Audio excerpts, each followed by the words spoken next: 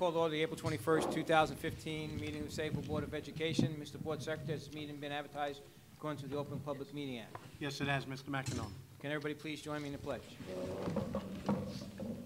I pledge allegiance to the flag of the United States of America and to the republic for which it stands, one nation, under God, indivisible, with liberty and justice for all. Get a roll call, please. Mr. Balka. Here. Mrs. Backo. Here. Mrs. Bloom. Mr. Brzezinski. Here. Mr. Syak. Here. Mrs. DePinto. Here. Mrs. Trapp. Here. Mr. Walsh. Here. And Mr. McEnroe. I am present. I make a motion for executive session. Need a motion. Do I have a second? Second. Okay, can you read the resolution? Mrs. DePinto. Whereas Section 8 of the Open Public Meeting Act, Chapter 231, PL 1975, permits the exclusion of the public from a meeting in certain circumstances, and whereas this public body is the opinion that such circumstances presently exist, now, therefore, be it resolved by the Board of Education, Borough of Sayreville, County of Middlesex, State of New Jersey as follows. The public should be excluded from discussion of any action upon the herein after specified subject matters. The general nature of subject matter to be discussed is as follows. Personnel, including but not limited to agenda items, attorney-client privilege, various legal issues associated with the Sayreville War Memorial High School football program, and student discipline. And Jonathan, in this section, that's the, just call it student discipline? No, call Roberts versus the Sayreville Board of Education. I'd like to add one topic, the superintendent's evaluation process. Just attorney-client privilege, Roberts versus Board of Ed. Under negotiation, summer hours, Level 3 grievance hearing on 48-2015 and 49-2015, and under attorney-client privilege, the superintendent evaluation. Probably personnel, wouldn't it? Oh, I'm sorry, Or you're right, personnel. negotiations, yeah. Something else. Or negotiations, you're thinking, yeah. Superintendent evaluation. It is anticipated at this time the above stated subject matter shall be made public at such time as the need for non-disclosure no longer exists. This resolution shall take effect immediately. Mr. Balka. Yes. Mrs. Backo. Yes. Mr. Brzezinski. Yes. Mr. Syak. Yes. Mrs. DePinto. Yes. Mrs. Trapp. Yes. Mr. Walsh. Yes. And Mr. McEnroe. Yes. The board will go into executive.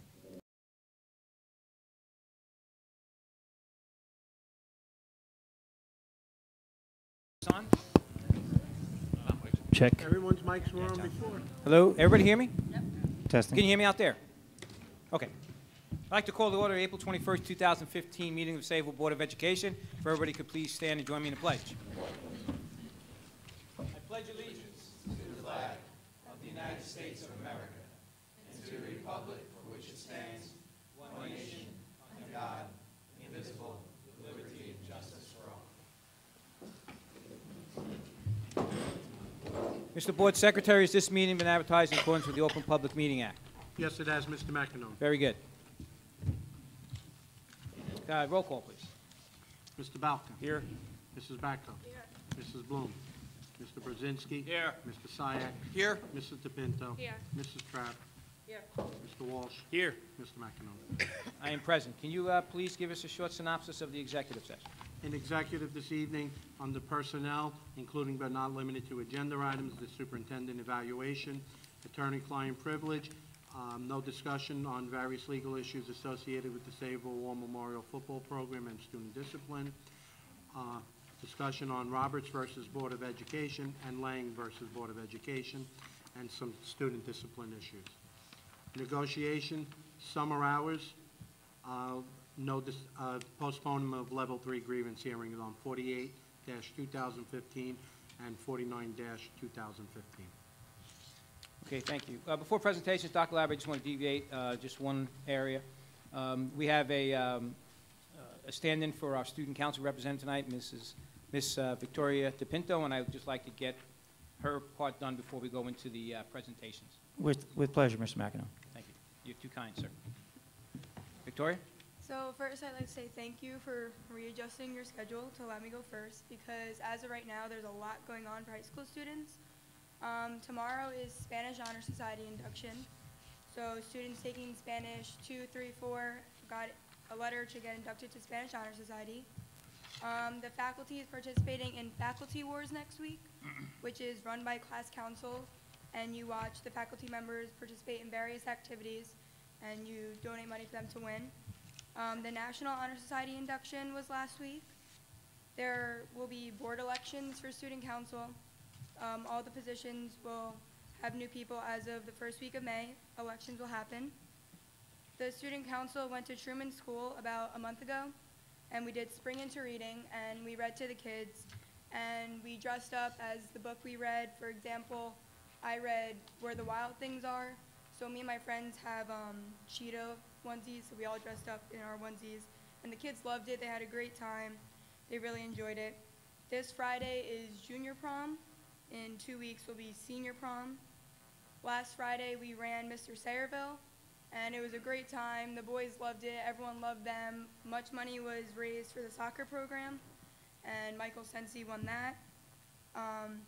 Also, a lot of people in student council want to get more ideas and raise school spirit and get students more involved, so we're starting to work on that. And once we get the new elections, everyone will participate, and that'll be it. So, Great. Excellent updates, one of the best that we've seen. I vote we keep you. Thank you very much. thank you, and if And- you don't and- mind, I'm going to I know you got to go get your homework. or manage Okay. baseball. I'll manage baseball. Thank you. Thank you. Thank you. Thank you, Victoria. Dr. Labby, presentation, sir.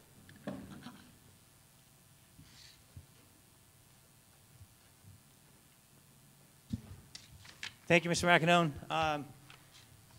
Very special evening tonight. Back in the summer, if you can remember that far, we began talking about this concept called Vision 2030. And within this concept, we began the process of planning to make changes within our district so that we could ultimately prepare our current first graders for the demands and the challenges and the obstacles that they're going to have to overcome when they actually graduate from college in the year 2030. And we were able to revisit that concept and develop goals based upon that, and we presented them in January.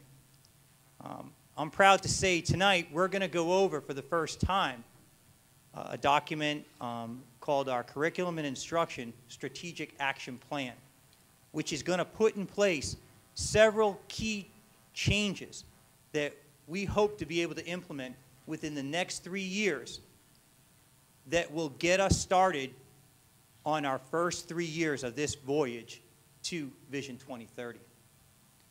Within that strategic action plan, one of the major initiatives is to revise our current math continuum.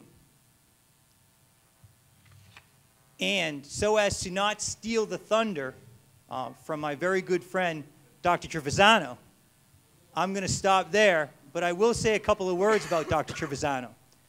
Since arriving in the district, I have been completely impressed and amazed by not only his dedication, his work ethic, but his visionary leadership. And I'm proud to welcome him to you and for him to share his presentation on our new math continuum. Dr. Trevisano?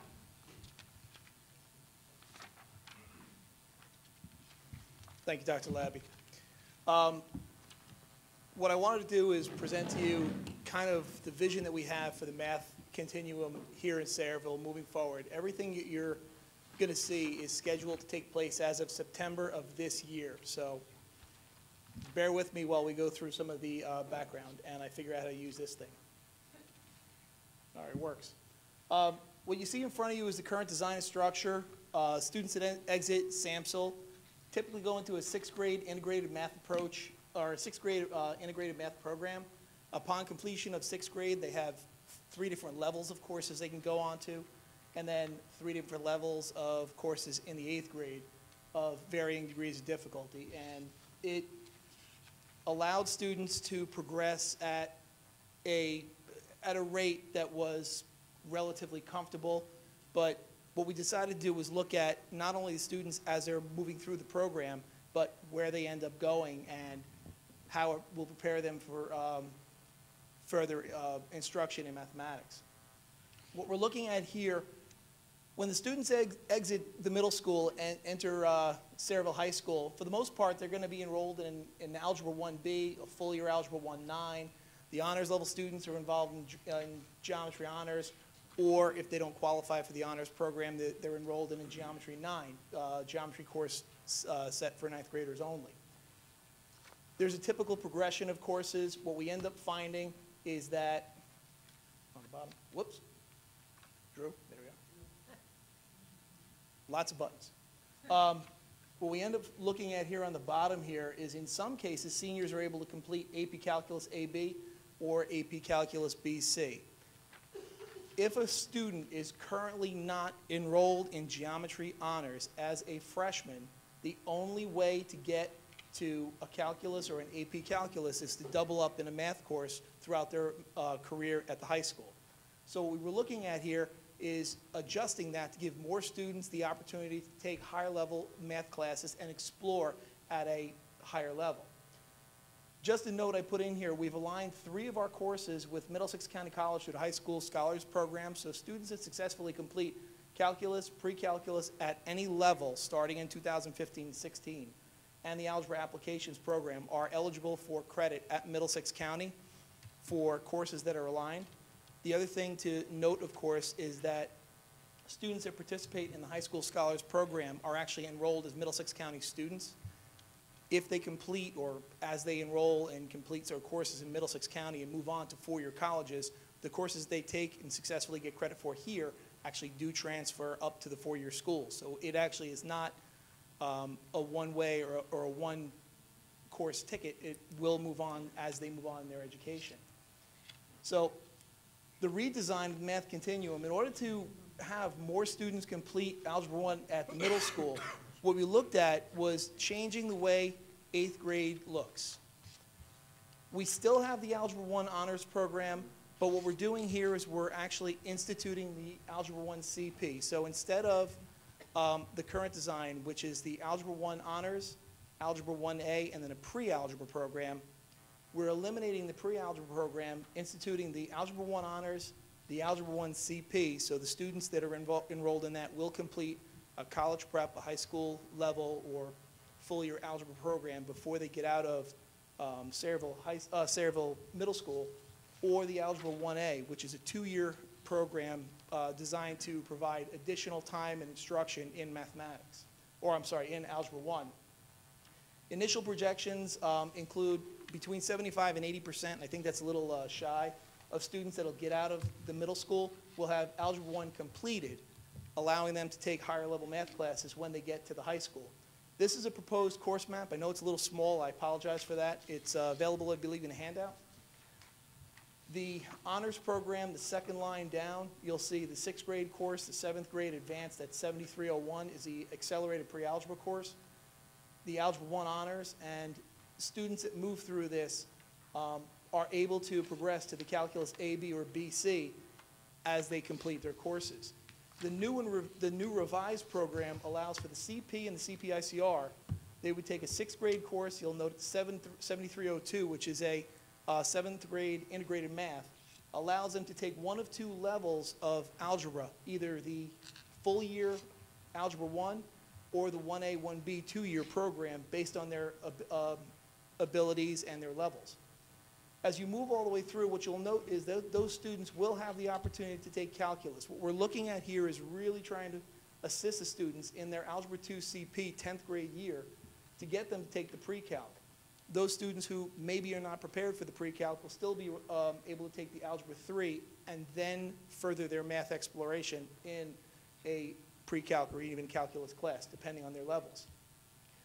Of particular note here is the top line, and this is something new and revised that we're bringing here. And you'll note that it says we're looking at an advanced honors math program, and that, I think, is one of the more exciting things that we're proposing and looking to start as of 2015 September.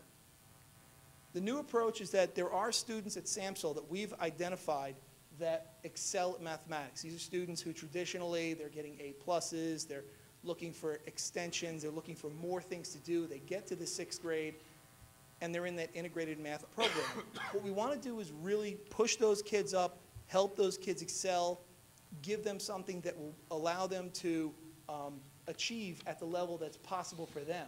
So we want to move them to the next level, and we call that the Advanced Honor Studies. The new program that we're instituting here, and you'll notice on the left, the Accelerated Pre-Algebra, Algebra 1 Honors, and Honors Geometry. These courses are the current design that we have now in the honors program, and I know it gets a little muddled here, but the 6th grade Accelerated Pre-Algebra in this track is actually the 7th grade current honors program. So the students that would enter this program as a 6th grader would end up taking the Accelerated Pre-Algebra course. It's a rigorous course. It will involve some higher level mathematics for those students. In 7th grade, they'll complete Algebra Honors, the current 8th grade honors program, and then they'll move on to take the Honors Geometry before graduating from Sayreville Middle School. Those students who would finish that program would actually enter the high school taking the Algebra 2 honors as a freshman. It's going to allow students performing at significantly above their grade level the opportunity to challenge themselves. They're going to enter the middle school and begin the program with a course of study that's very rigorous. The one thing to note is that students enrolled in this program will expect, it's not a possibility, but they will expect an increase in the amount and complexity of homework and assignments that they're actually going to be asked to complete. Theoretically, these are students that exit 5th grade, enter 6th grade, and are taking a 7th grade math course. So it is an advanced program, and it's really designed for those kids that are able to handle and move at that level.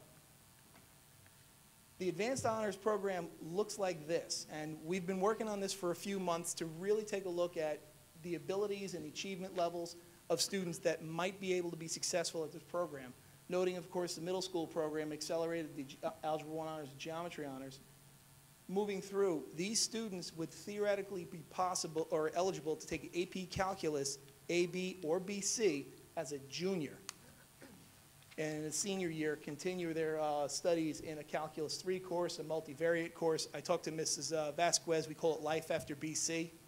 We have about 6 years to design this course, but that's where we're going with this. There's very, very stringent requirements for this program. In the fact that this is going to be a 6th grade class that's going to be 7th grade material, challenging material, there are requirements that we've put in place. There's an application form that's already been released. A number of people have already taken the application. I believe it was sent out at SAMHSA.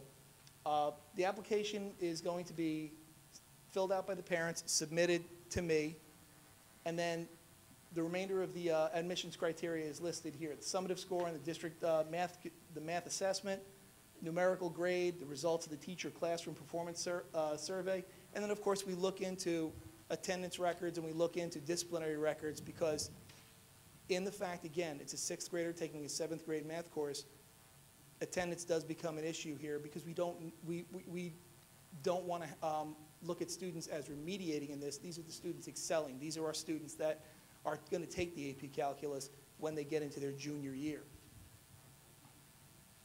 For this program, there are no waivers. Those who, there are possibilities of waivers for different classes. Students that do not meet the prerequisites, they come to me, parents contact me all the time. We have conversations, and I'm willing to entertain waivers for many, many different types of classes. For this program, there are no waivers. The admission criteria is based completely on the student's academic record and performance, and that's the way this particular program is supposed to be held. This is now the complete math scope and sequence, and what you'll note here is we did not remove from that sequence the current honors program. We're actually having 2 levels of an honors program. They are parallel, but you'll see the course numbers. The 6th grade 7301, the 7th grade 7301, the 7th grade Algebra 1, the 8th grade Algebra 1.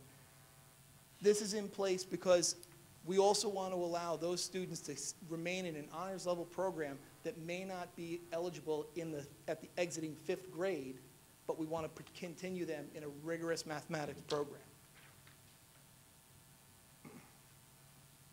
Little quote from Napoleon that I kind of found, I thought it was kind of interesting.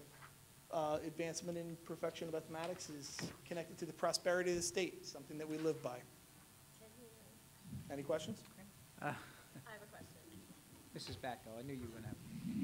Do you have any idea how many students you anticipate to be taking this class in sixth grade next year? We speculate there'll probably be one section. We're looking to start it off slowly. Now, we're not eliminating the fact that there is the possibility that 40, 50 students qualify. If they do, then we run 2 sections of it. We are set up with the staff member. The staff member has been working with the curriculum currently, preparing themselves to be able to be ready and deliver the rigorous program. But we're not eliminating the possibility that there would be 2 sections, but I'm really forecasting 1 at this point. Okay, and you said there's an application. Is it an application that's being given to certain students, or is any student able to take that application? The application is available for anybody. I believe Mrs. Meyer put it on the website, but I'm not sure. I can check on that tomorrow. In order to be eligible to submit the application, the student must have a semester 3 average grade of an 88. That would be the initial criteria. So a student that doesn't meet the 88, their application would not be recognized. Now, the student that does have the 88, the actual numerical grade of 88 does not qualify in terms of their admission. What would end up, what we're going to do is, as of June 1st, we're going to run a report of those students, then take their Y1 grade and use that as part of the criteria, giving them the opportunity to, a student that has an 88, pull their grade up as part of the application process. So they're at least aware of it and giving them an opportunity. Is that 88 just in math or overall? In mathematics In only. math Yeah. Thank you. Mr. Sack? First of all, I'd like to commend you and the math department for this proposal. I think it's excellent. I think it moves us, as Dr. Labby indicated, in the direction of Vision 2030. The other thing that I want to point out about it as well is that I think our students really are ready for this type of challenge. And I pulled our NJASC scores from the 5th grade, because your proposal seems to start at 5th grade using that as the cohort. If you look at where we were in 2009, we had 25.9% of our students advanced proficient. Last year, 2014, when they took the test, we were at 40%. So you're talking about basically a 14.1% jump, where we now have 182 students out of 456 that are advanced proficient, which tells me we've got a very strong cohort that may be eligible for this program. I realize not all of them, just because they're advanced proficient, would be eligible for this, but we've really built throughout the years, a program where we've gained some true academic success. With that in mind, I also want to turn to the other side of this, because it is a math continuum. So I want to focus kind of K-12 and also beyond just the honors and AP students, because one of the things that concerns me is, as a board, a lot of times we focus and talk specifically about honors and AP, but we don't look at the other side.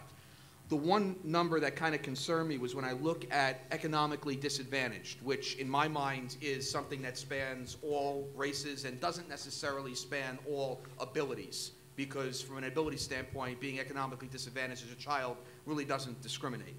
If you look at where we were in 2009 from the economically disadvantaged population, you had 24.6% of our students partially proficient, basically not having the minimum basic skills. You move up to where we were in 2014, we're at 26.7.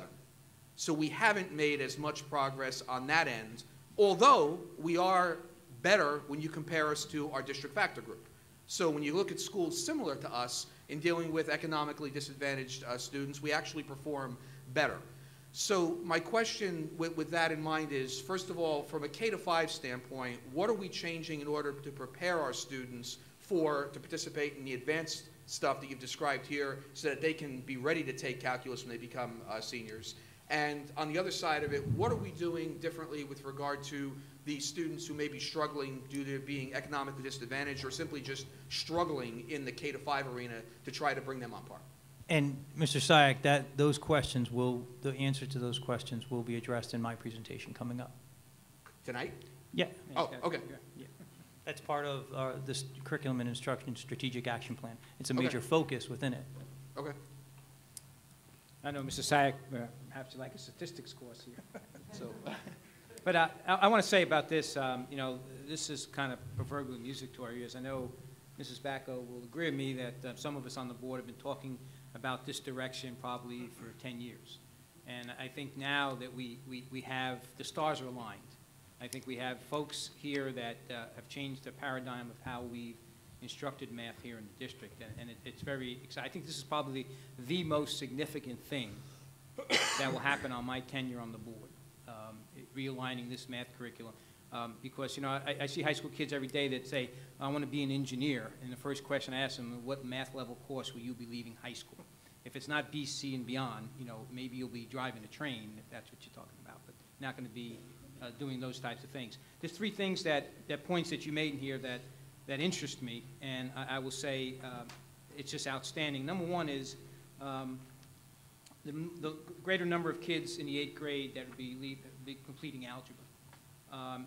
Next one was, that stuck to me, was that Algebra 2 honors kids can take as a freshman.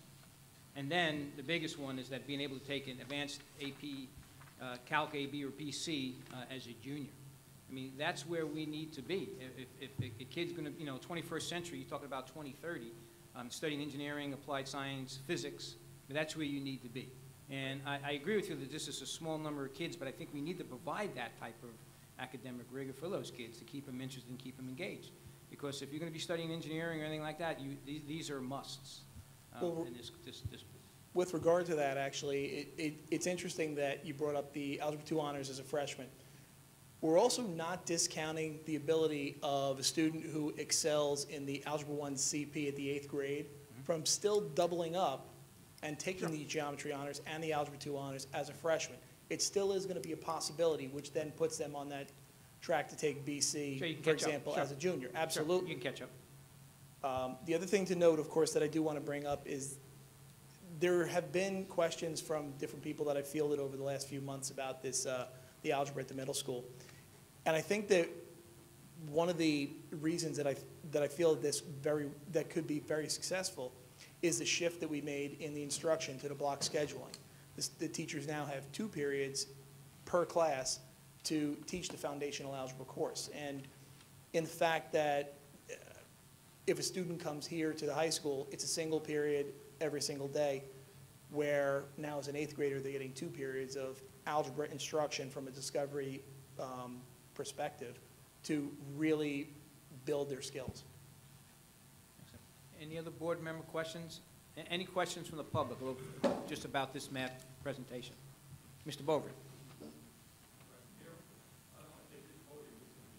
No, that's okay. Just so that you state your name and address for the record. Yeah, it's good.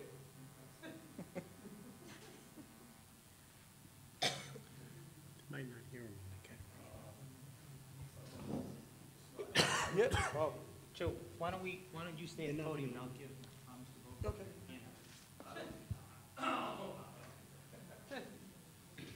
Just for the camera. And the audio to pick it up. Sorry about that.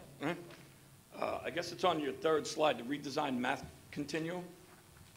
I'd be the 4th slide. Okay. 3rd or 4th slide.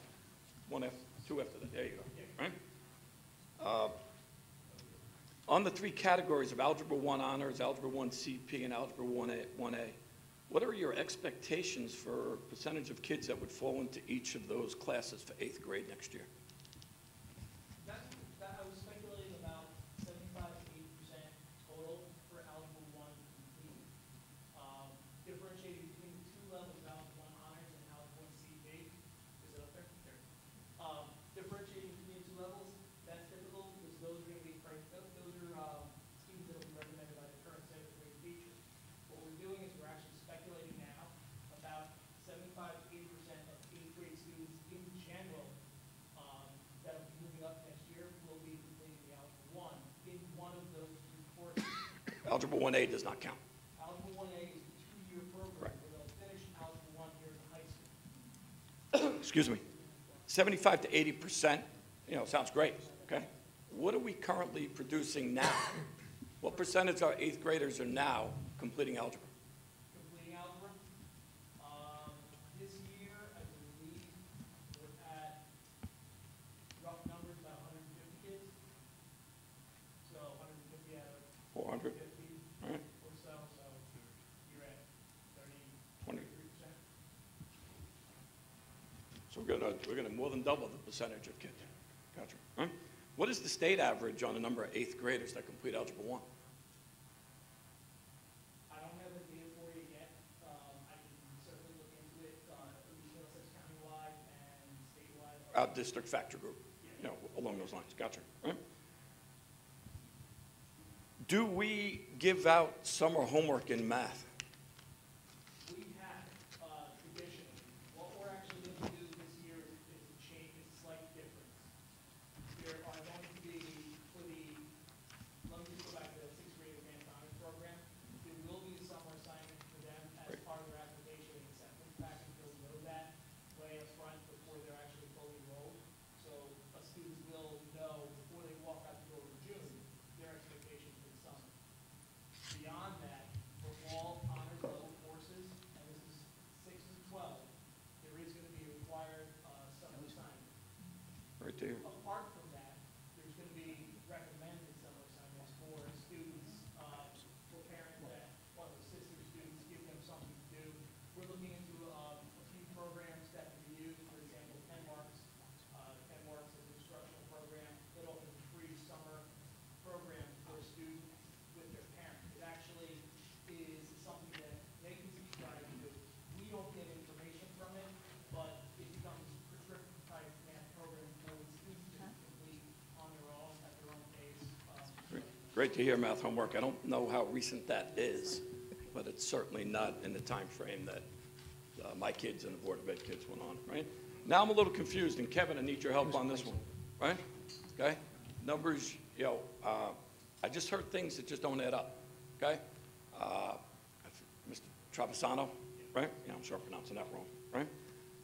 Is suggesting most likely one section, maybe two, okay? And the section's like 20 to 25 kids, so that's 40 to 50-ish if we have the second section.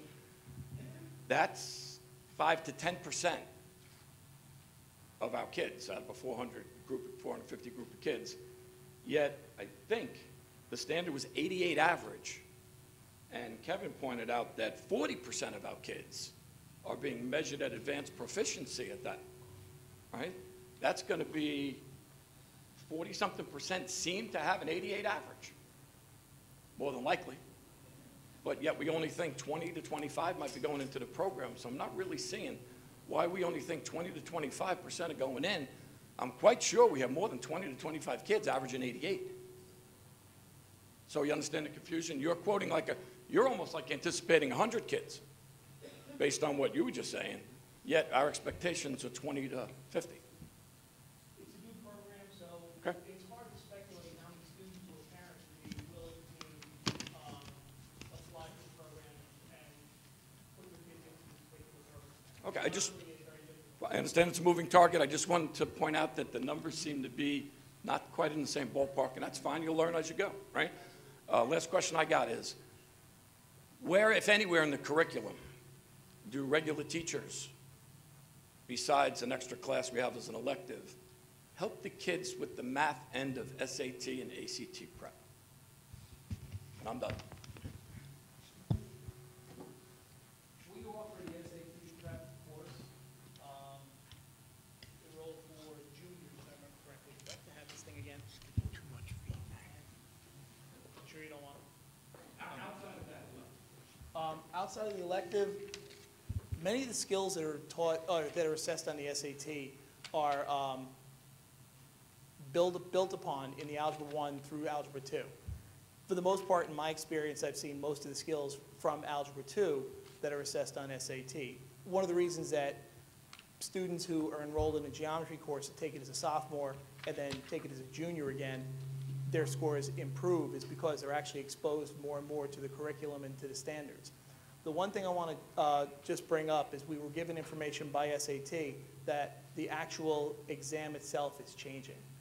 It's becoming more in line with PARCC and PARCC-style questions, if I remember correctly. One of the designs that we have now, especially in the fact that we've really rolled out a Common Core approach to teaching in all of our courses addressing the standards, SAT is now in line with that. So theoretically, the direct instruction the students are getting will be reflected in questions and assessments that they'll be taking on the SAT and the ACT. We won't know that until they give us the test specs and the figures, which I'm hoping come out soon so I can design the courses and design some supplemental information for them.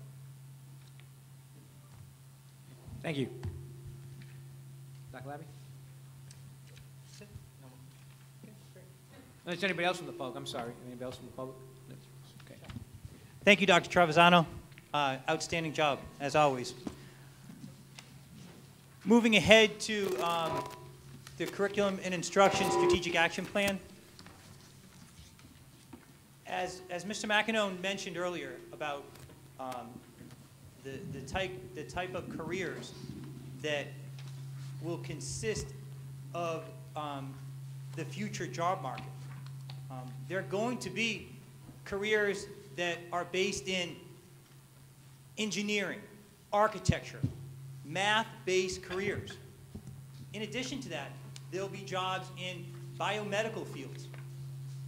And finally, our students will be competing globally for information or service-based jobs. So as you see within this 3-year strategic action plan that we're going to go over, we take a strong approach toward 3 things. Enhancing literacy development in all of our students, a very aggressive approach to it. Mr. Sayak, you mentioned earlier, well, what about those struggling learners? Well, much of this strategic action plan addresses those struggling learners that are either classified with a disability or not. We're also taking an approach that addresses mathematics because of the fact that we feel mathematics by the year 2030 are going to be a major emphasis within the future job market. And finally, science. And we're taking a STEM approach to our science development. So as you see within this 3-year strategic action plan, we're recognizing that all our students will have to be able to critically analyze text, respond in writing on demand as part of their jobs, apply advanced mathematics skills to, in many cases, science or technology-related occupations. And we want this not just for our highest level kids. We have to prepare all of our kids to meet a very rigorous job market that's not regional, it's not even national, it's global. When our kids graduate from college, they compete globally for some of these jobs. We have to prepare our students in Sayreville to compete with kids globally. We've got to develop their literacy skills, their mathematics skills, and how to apply them within the sciences. So these are our goals. I mentioned here something called RTI, and we're going to talk about RTI a lot. And again, this addresses Mr. Sayak's comments. RTI is an acronym that stands for Response to Intervention. Within this strategic action plan, within our budget, are services and programs designed to provide tiered interventions at a very high intensity level for our most struggling learners. So again, they can develop the literacy skills, the mathematics skills, and apply them in the sciences the way that all of our students will need to. And finally, I make mention here to least restrictive environment. That's LRE. And that's something that I mentioned earlier back in March when I gave my special education presentation. Okay, it stands for least restrictive environment. And as a school district, we have an obligation, and it's written in the Individuals with Disabilities Education Act, and it's also stipulated within the New Jersey Administrative Code that to the maximum extent possible, we educate our students with disabilities with typically developing peers in the least restrictive environment. And we do that so that we can ensure that, number one, they develop with their typically developing peers, because we know that society is not segregated. Society is integrated. and for our students in which it's appropriate for, we have a responsibility and an obligation to educate them to the maximum extent possible with children that do not have disabilities. We also recognize, and the research clearly demonstrates, that children perform much better when they're in the least restrictive environment because the content is taught at a higher level and the expectations are at a higher level for them. So you'll see within this strategic action plan that we make mention of educating our children with disabilities in the least restrictive environment. We'll begin with the first thing. You might have gotten flyers recently on a new summer program that we're implementing this year. It's not only a summer program for our children with disabilities in which they might be eligible for those services through their IEPs, but it's eligible for all Sayreville students, K through 8. It's called Camp Excel, and the X stands for extended and the L stands for learning. One of the major problems that we have as a country in terms of competing globally is the fact that our school calendar is markedly different than other countries' school calendar, meaning they go to school for many more days than we do. So how do we possibly prepare our kids with the expansive curriculums that we have, with the Common Core state standards? How expansive is that? We only have 182 days in Sayreville, and most districts in the state have only 180 days to educate kids. We have an obligation to provide opportunities for our students to be educated beyond 180 days.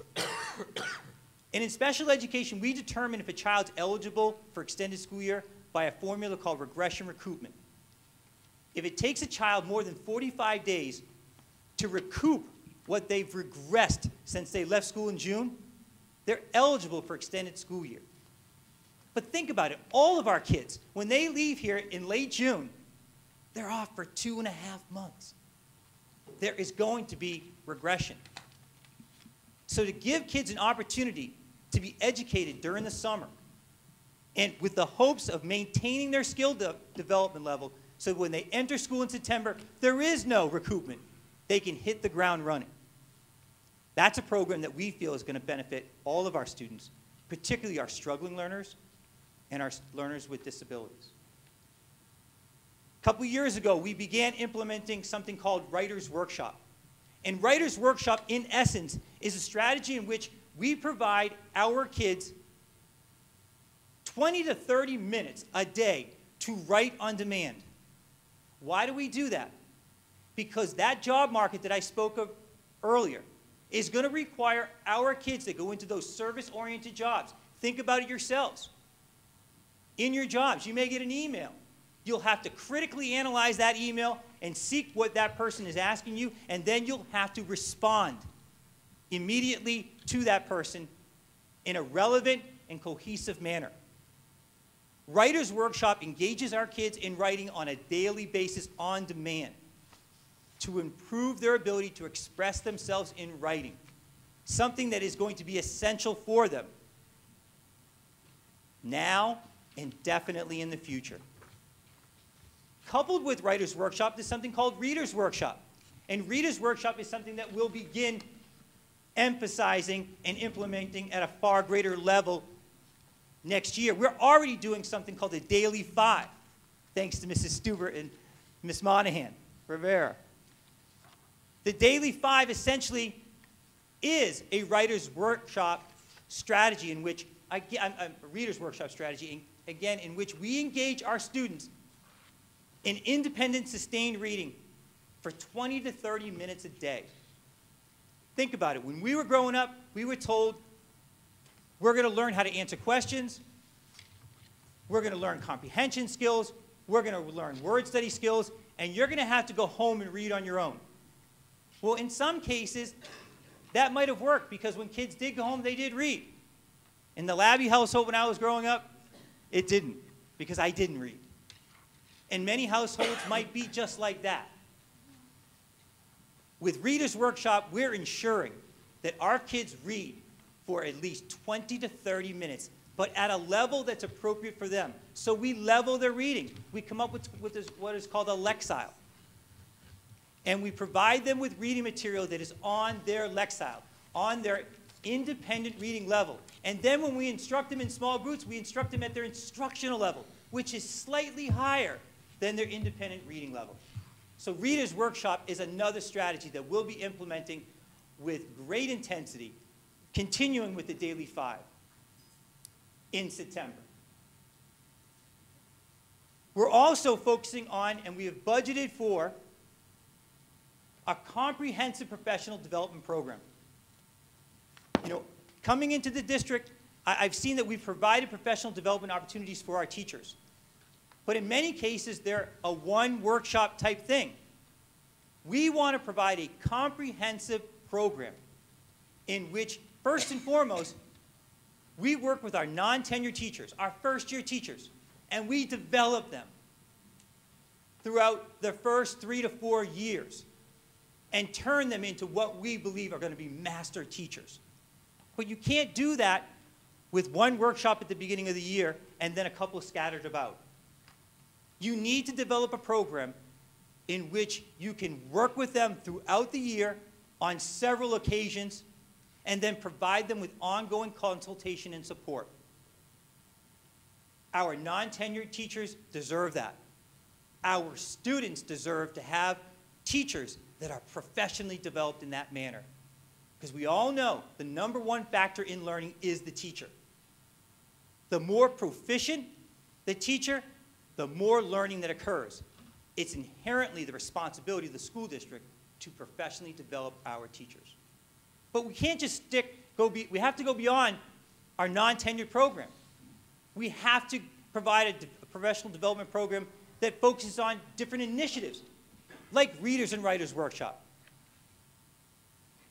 We have to be able to provide our master teachers with the continuance of support and professional development that they also deserve and that we're obligated as a school district to provide them. We'll begin that in September. We're also looking very hard at our K-1 assessment. And we're hoping to come up with a portfolio type assessment for our parents. For our parents to have a portfolio of different measurements outside of a full year standardized test for our kindergartners and first graders. I'm one of those people that happen to believe that we're in assessment overload. Too much assessment. Data is great, but we're losing valuable instructional time with all the different forms of assessment that we're either electing to administer or forced to administer by the state of New Jersey.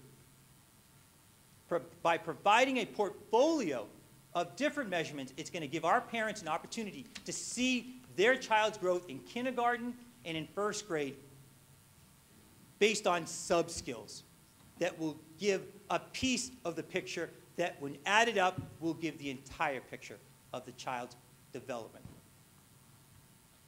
We also want to create a unified K-5 special schedule for all of our students district-wide. And within that, we recognize we're missing a very important special, and that is computers or technology. So we will create something called Media Arts.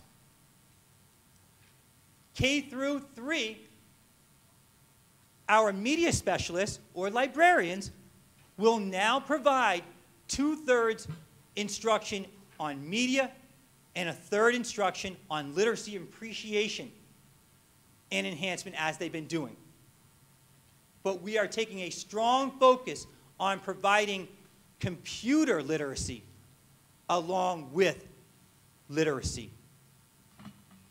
Think about the future. Already, our kids have to master certain types of technology. Our third graders took the PARCC assessment on the computer. We're obligated as a school district to start providing them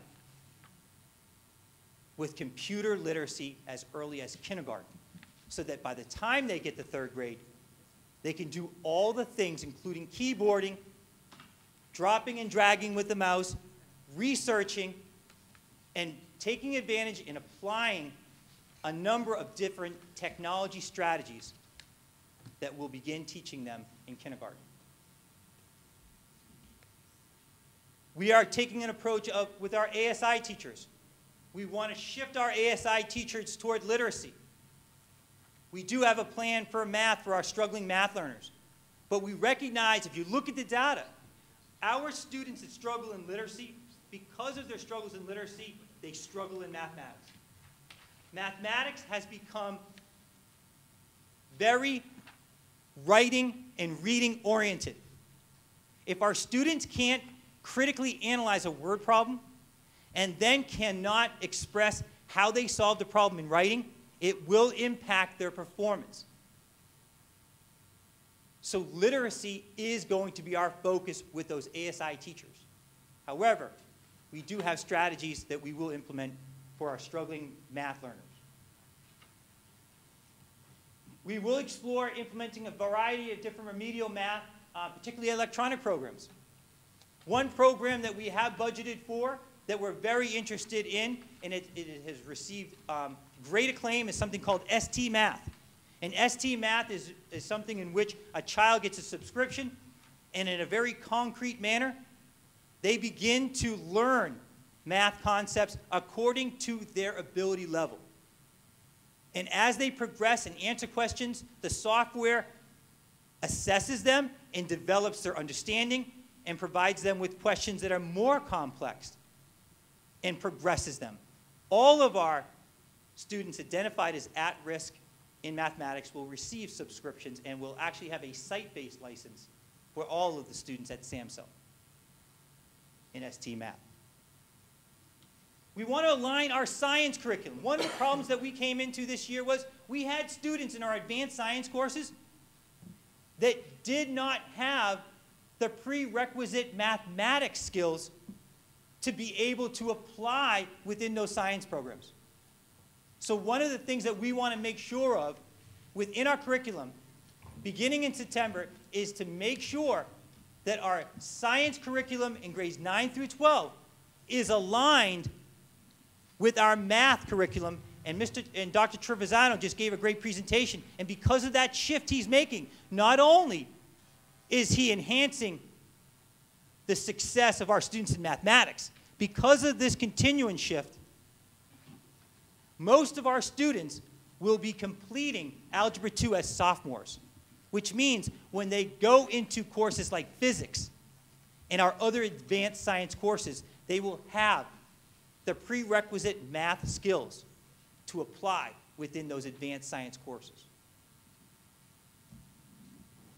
Within the elementary school, you might have heard Dr. Trevisano talking earlier about blocks in the middle school. By creating a block of time within the middle school, we're now able to do much more with our kids rather than that conventional 45-minute period. If you've ever been in a classroom at the middle school or high school, for me as an observer, it's frustrating.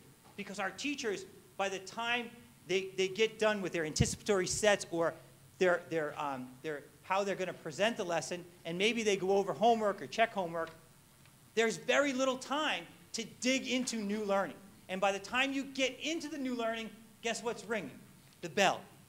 But by providing our students more time during the period, it now allows our teachers to dive deeper into the content, into the concepts. We want to take that same approach to our elementary school students. Think about our kindergarten through second grade students. First of all, those children have very diverse needs. They need one teacher. They need one teacher that understands completely their learning needs. They need one teacher that spends the entire day with them. They need that one teacher that teaches them the language arts skills, the math skills, the social studies content, and the science content they need. So in K through 2, our students will stay with their classroom teacher the whole day. And that way, our classroom teachers will have that entire block so that they can integrate fundamental units of importance from one subject to another. They can read a book about Johnny Appleseed and incorporate that into a social studies lesson. And then maybe count seeds and add and subtract seeds as a math lesson. And maybe they can learn about apples as a science lesson. An integrated approach thematically. Similarly, right now in our grades 3 through 5, our teachers teach language arts, and then they team up with another teacher that teaches social studies, science, and mathematics. What we want to do now is create 2 blocks. 2 120-minute blocks in which one teacher teaches social studies with language arts. They integrate nonfiction text, informational text with reading. They're teaching our students how to read using the informational text from the social studies curriculum or from the reading anthology that we have at that grade level. And conversely, in that STEM block, 120 minutes, now they're going to integrate science with mathematics. They're going to take those mathematics skills and concepts that they're teaching the kids, and they're going to have them apply it to what they're learning in science. INRS, I mentioned earlier, intervention and response, intervention and referral services. It's been around for a great deal of time. It's been mandated by the Department of Education. It was thought of at one time as what was called a pre-referral service. Before you can refer a child for a child study team evaluation, they have to go through INRS. But in many school districts, and Sayreville is one of them, it's essentially putting together a plan once and then hoping that that plan, when implemented, will make a difference to take a child that has an achievement gap and cause them to decrease or ameliorate that achievement gap. But we've learned through the past 10 years that doesn't occur. It happens to be what I did my dissertation on. But when you apply something called a response to intervention methodology, it can work. Meaning this, when we identify in kindergarten that a child is a struggling reader because they lack something called phonemic awareness, meaning they can't identify sounds, and more importantly, they can't separate or isolate those sounds. When we identify that, in accordance with responsive intervention, we provide a tiered intervention and coordinated approach immediately. We ask the classroom teacher to implement research-based strategies to help develop the phonemic awareness of that child. We get that child teamed up with an ASI teacher that doesn't pull the child out of language arts, that pulls the child out of something else so that they get additional language arts instruction. But on another facet of how this child develops literacy so that we're not being redundant and that we're being coordinated. And then we provide before-school tutoring. We're taking a three-tiered approach. We're using strategies in the classroom. We're using professionals within the school day. We're providing tutoring before or after school. And with that three-tiered approach, we then collect data.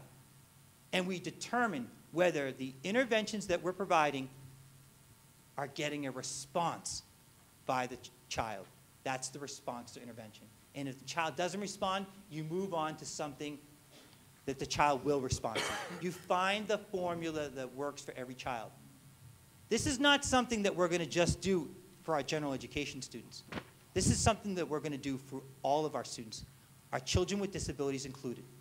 Just because our children get referred for an evaluation and ultimately start receiving special education services, we are still going to take a response to intervention approach to accelerate their learning. As Mr. Sayak said, what are we doing for those struggling learners? That's what we'll be doing. And again, I mentioned the tutoring. As beginning in this September, 2 days a week, we're going to offer something called Literacy Academy for our struggling readers. General education and special education struggling readers in the elementary school, K through 5.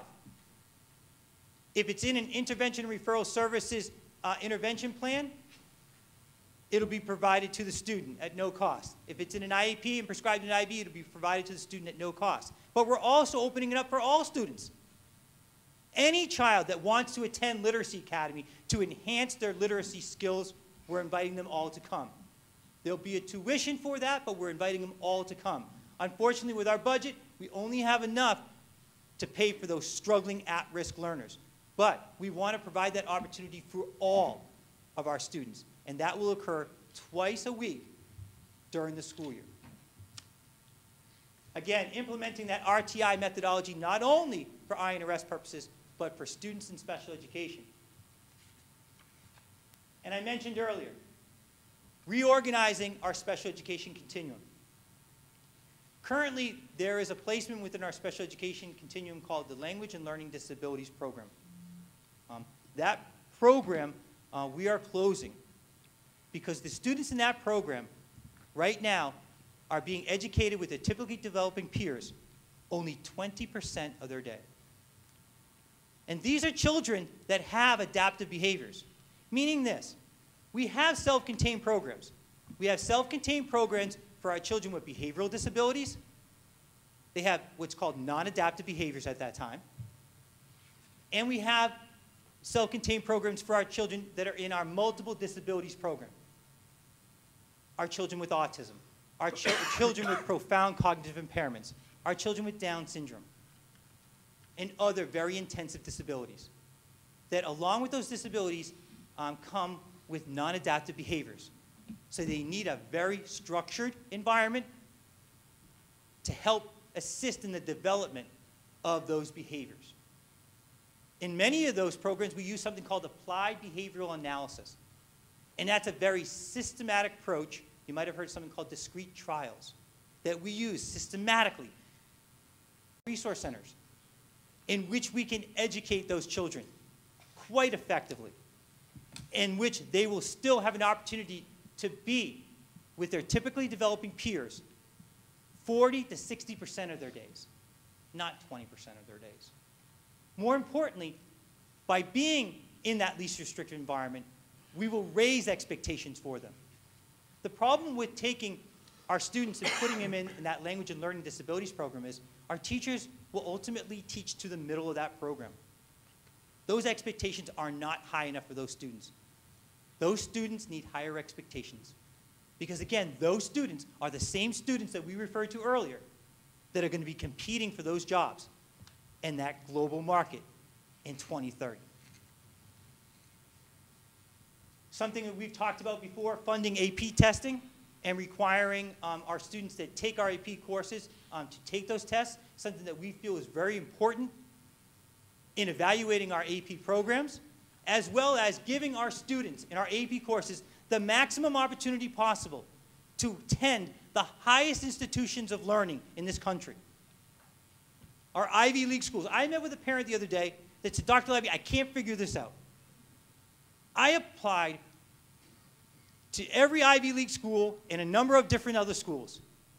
Now they're happy, she's happy because her child was accepted to Notre Dame, which, by the way, is an extremely good college, a very, very high level school. And they're very happy that the child's going to Notre Dame, but they were very upset that not one Ivy League school accepted their child.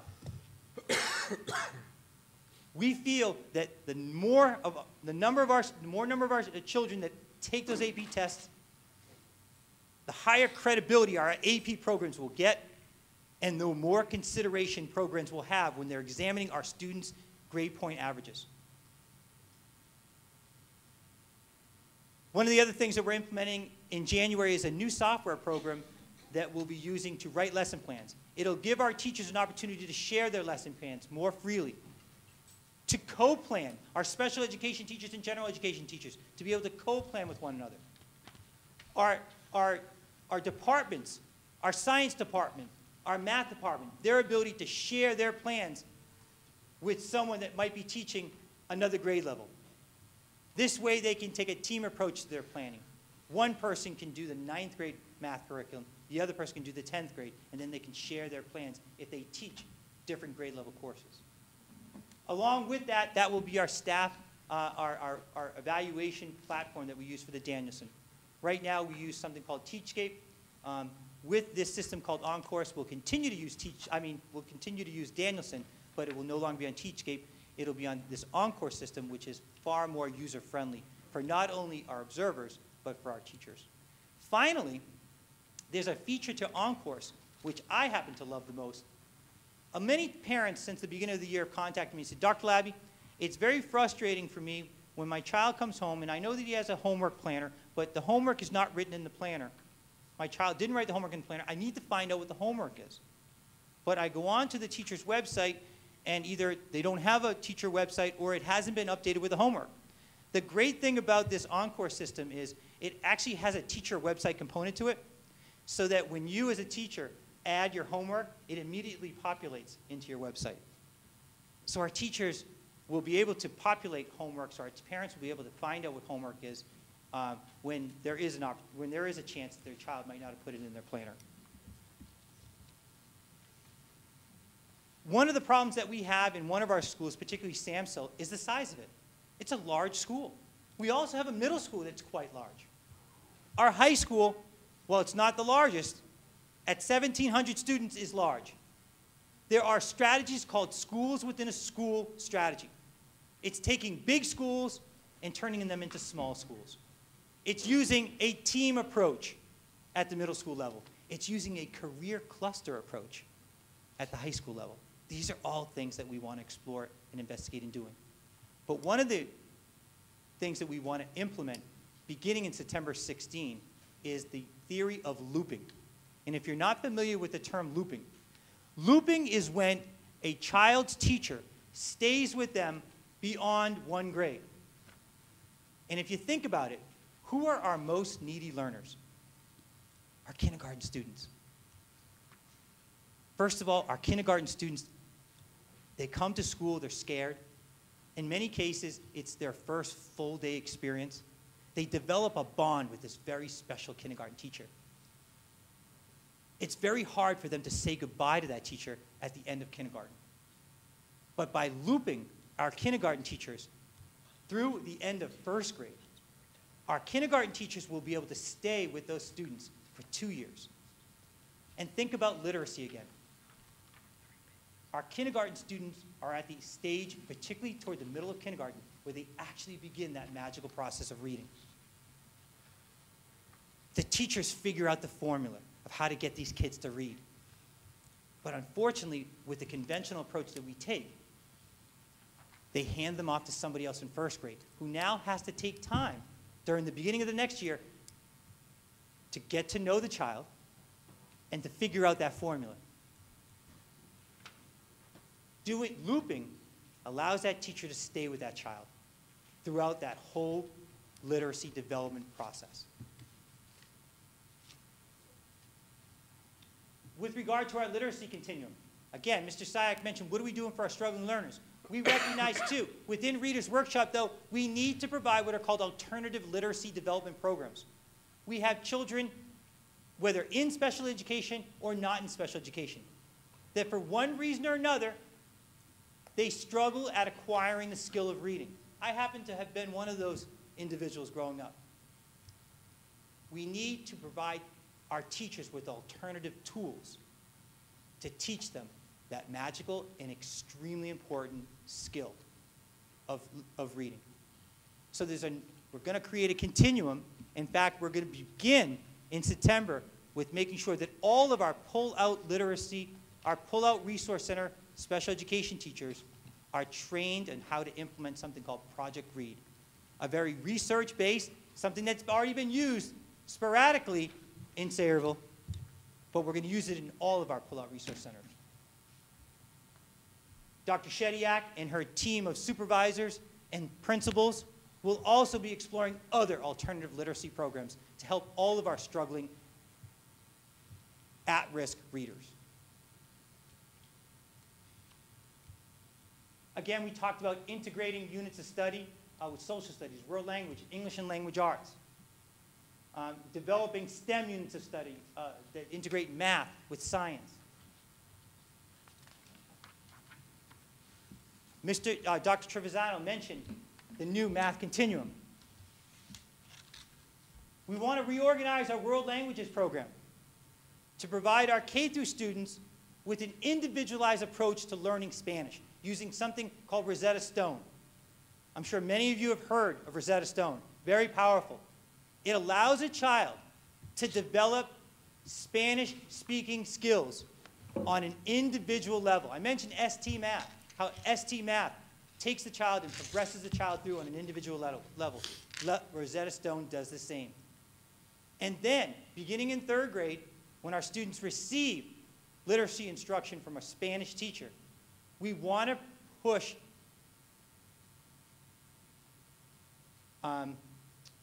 Immersion, immersing them in the language. If you look at the approaches to second language learning, the best approaches are the approaches in which you immerse kids in that language. This year I had the opportunity to observe several high school Spanish lessons.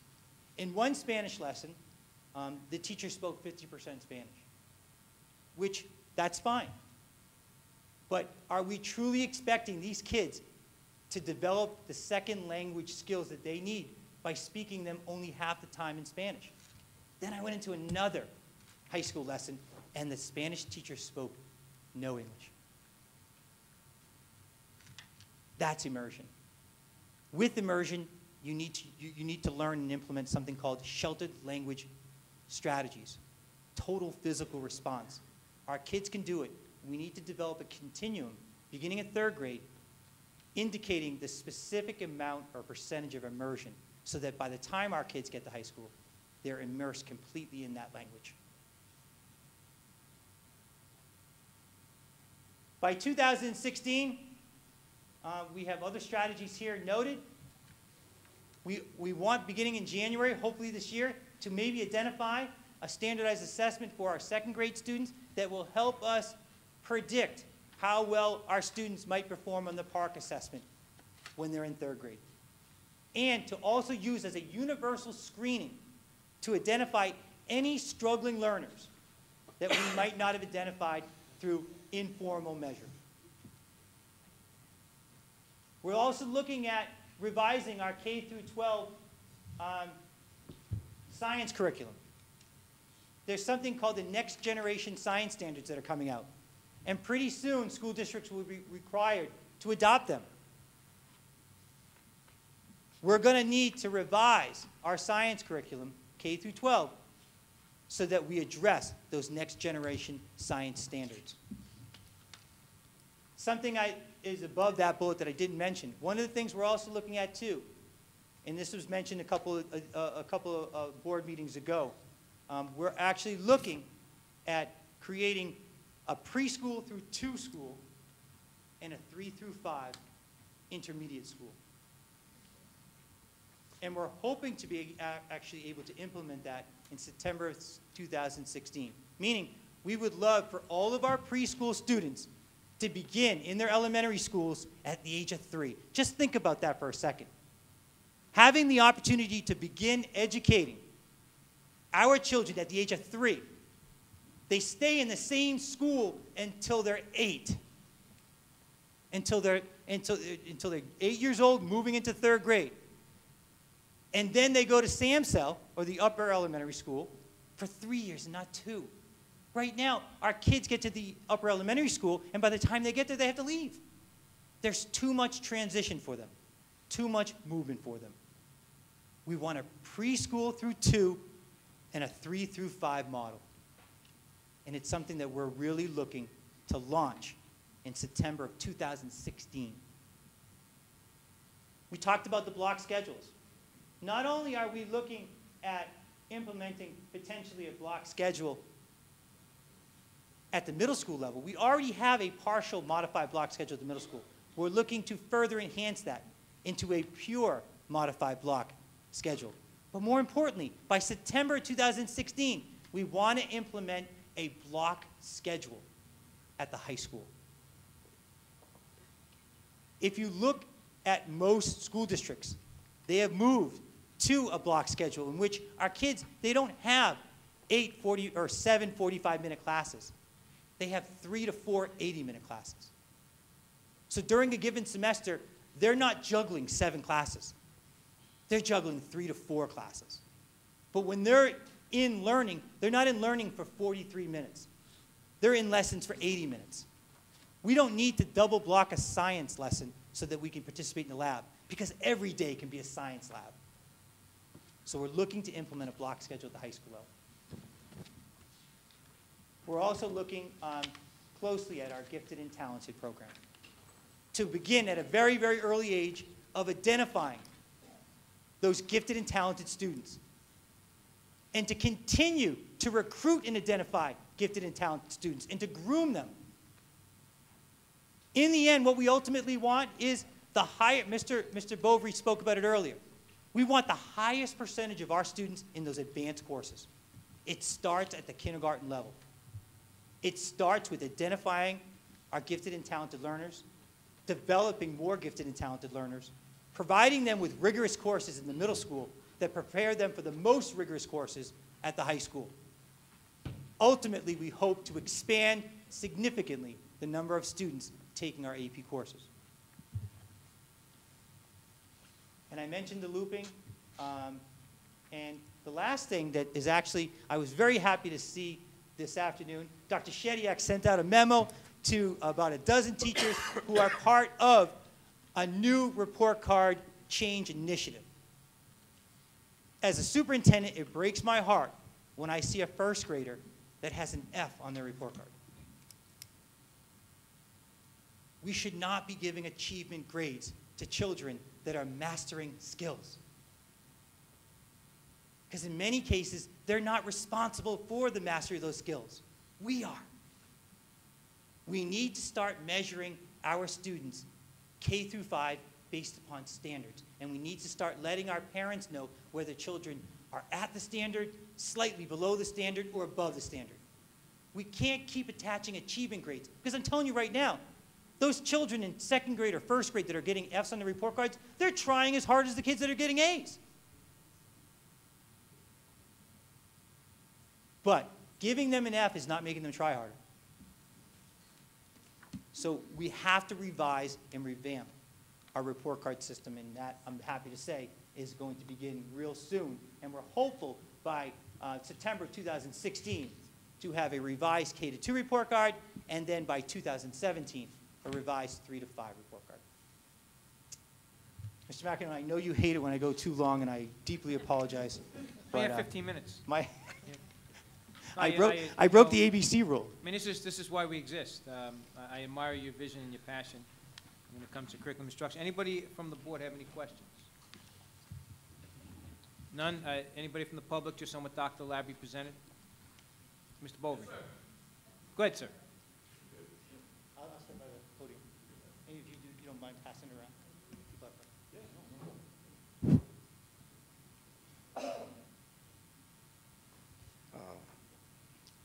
AP testing. What a shock. Somebody help me with this, because I don't have a smartphone, video, maybe. Do the college, as an example, kids can take the SAT 1 time, 2 times, 3 times, 4 times, and select which of those 4 dates they want to let the colleges see the scores from, right? By date, not by topic of the day, right, but by date. If a kid takes an AP, Phyllis, you're going to help me with this. If the kid takes an AP exam, does college automatically see that, or is that still up to the student to be able to let them see it? Anybody? Dr. Marilyn? Shedick, Marilyn? Somebody, I don't know. It's up to the student. Okay, so we've been beating this up here for like 2 months. Okay, we all know that I don't like the idea of punishing a grade point average for a kid that doesn't want to take your test, or the AP test. But if you're saying a kid can take your test, make all you people happy, and just never tell a college you took the test, and we don't have a problem. And Mr. Bovary, one of the things that we looked at with regard to doing this is, will this in any way harm the child? Okay, and no, because just like you said, the child does not have to share that test score.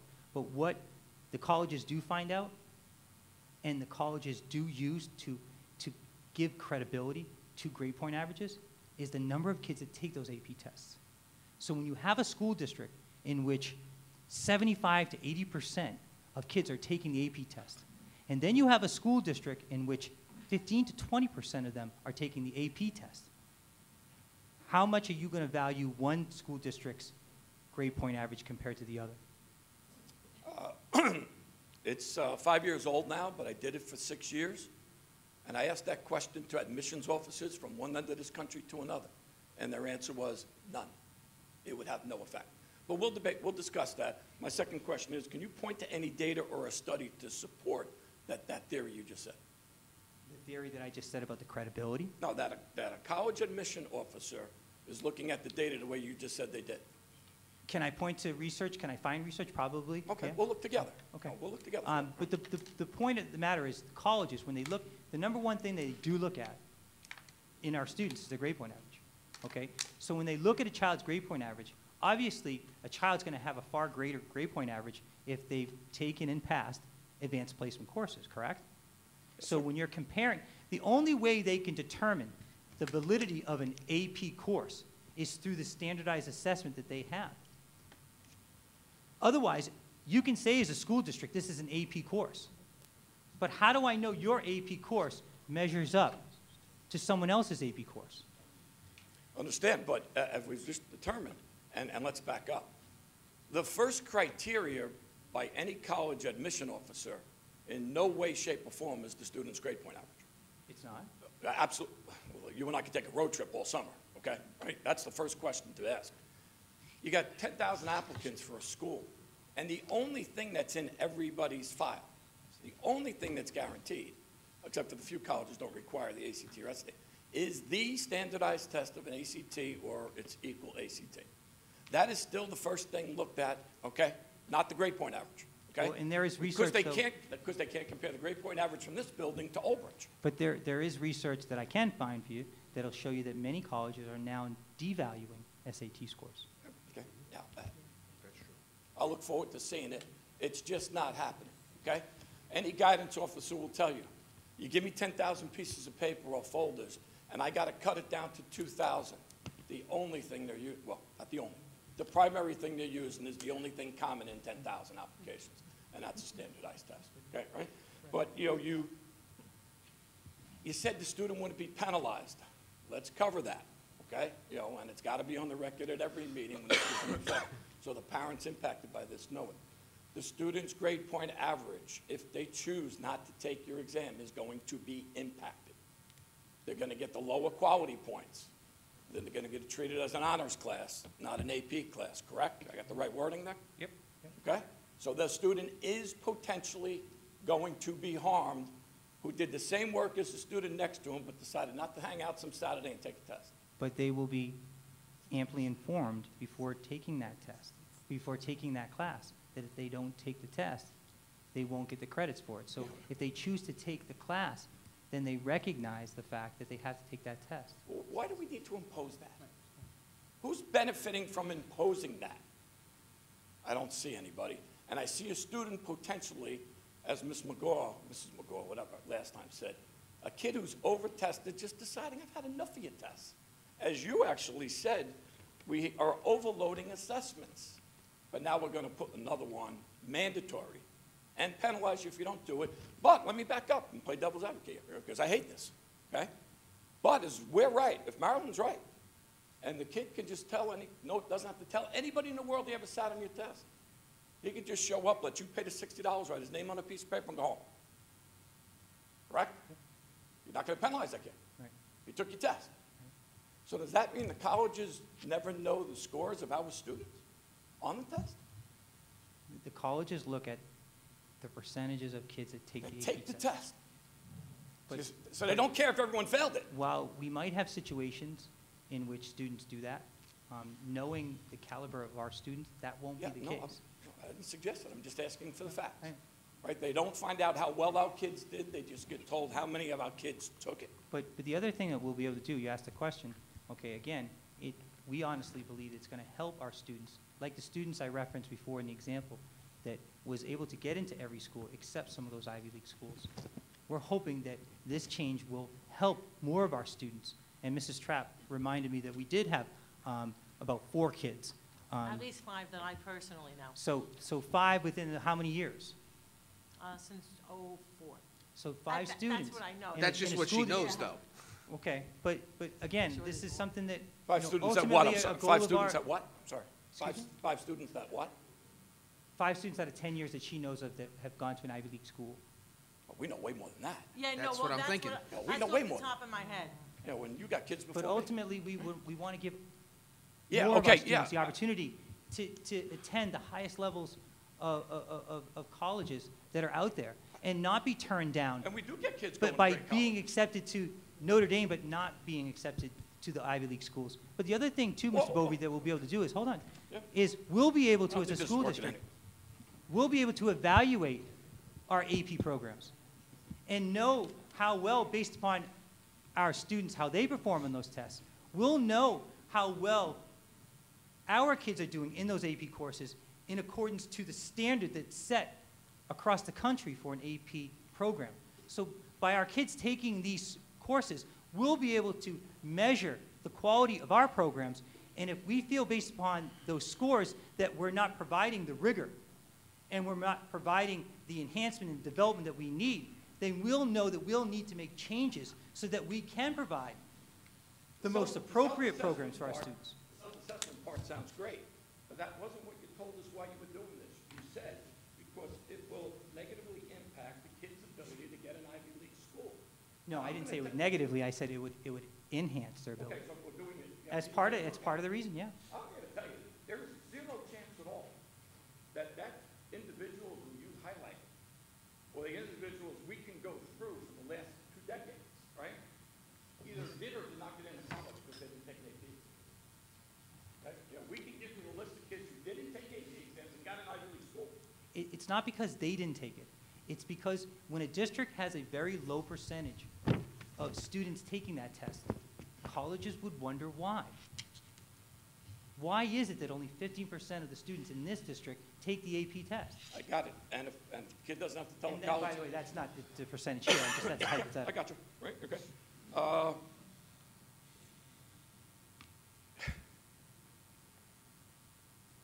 More than half the board and half the audience has been hanging out with these meetings with me for a decade or more, right? And I'll tell you what, right, you know, and don't take this the wrong way personally, okay? I didn't realize we had so much wrong with this town from an education point of view. Mike, Kevin, Phyllis, Jill, Beth, John more recently. There's a laundry list here of 7 pages of things.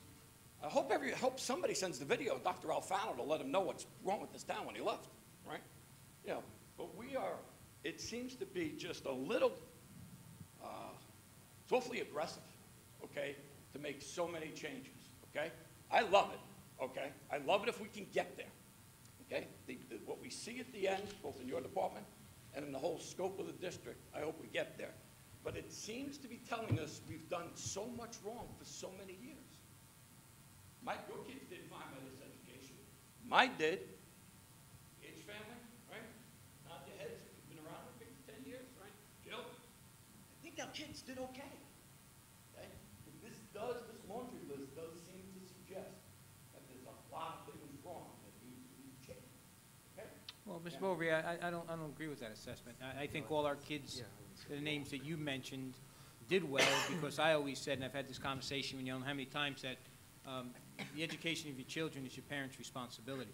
And all I've ever asked educators to do is lend their professional expertise, but it was my responsibility to make sure my kid was doing what they're supposed to do, were prepared for school, did their homework, on and on and on.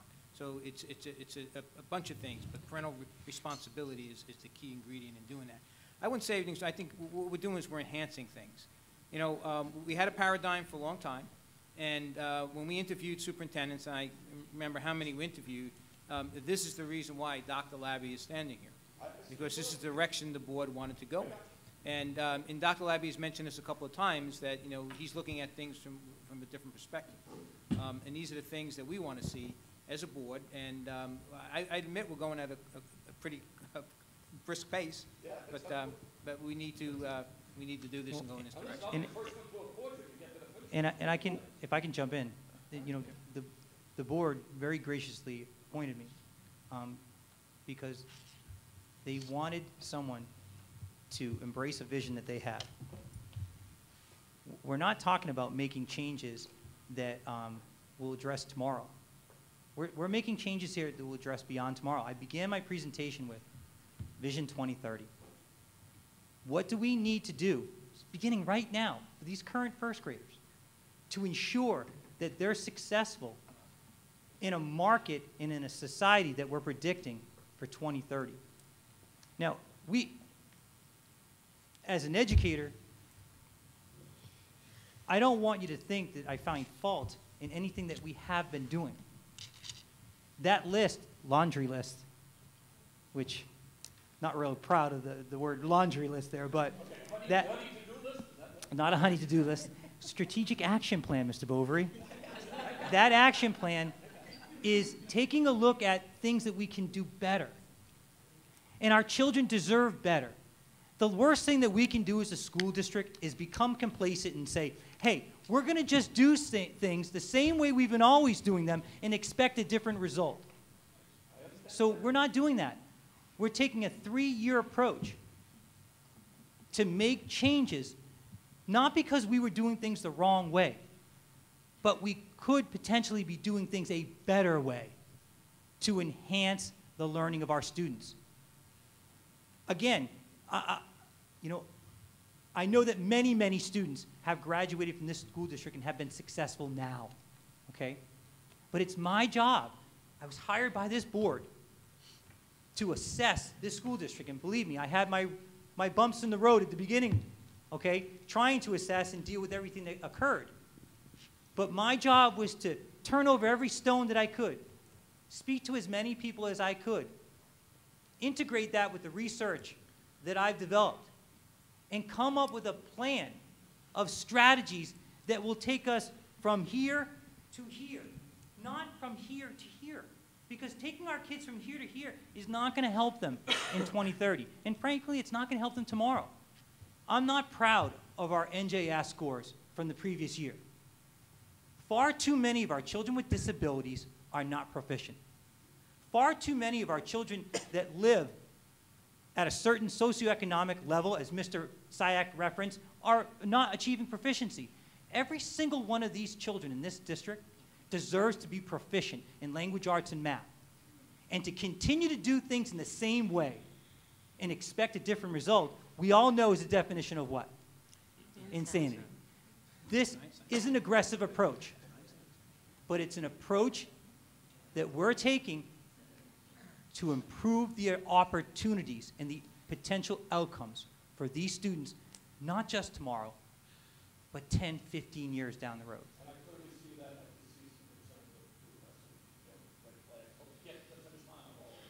I'll have to separate. Can I separate my whites and colors in that list? I'll have to separate my whites and colors in that laundry list. I condemn something, but I'll applaud two things. The unwillingness to accept the regression for 45 or 60-something days that we were vulnerable to, and that was part of the question of the summer work on that, right? You know, that academic camp, whatever it was called. Camp Excel. And by the way, we have an enrichment program, summer enrichment program after that if you need aftercare. So anybody interested in Camp Excel, see me. That academic camp, is that going to be at a low enough cost? Yes. To entice a lot of people Sure. to use it? $386 for the entire summer. And we have trips and special activities included. And Luke can go to math, too.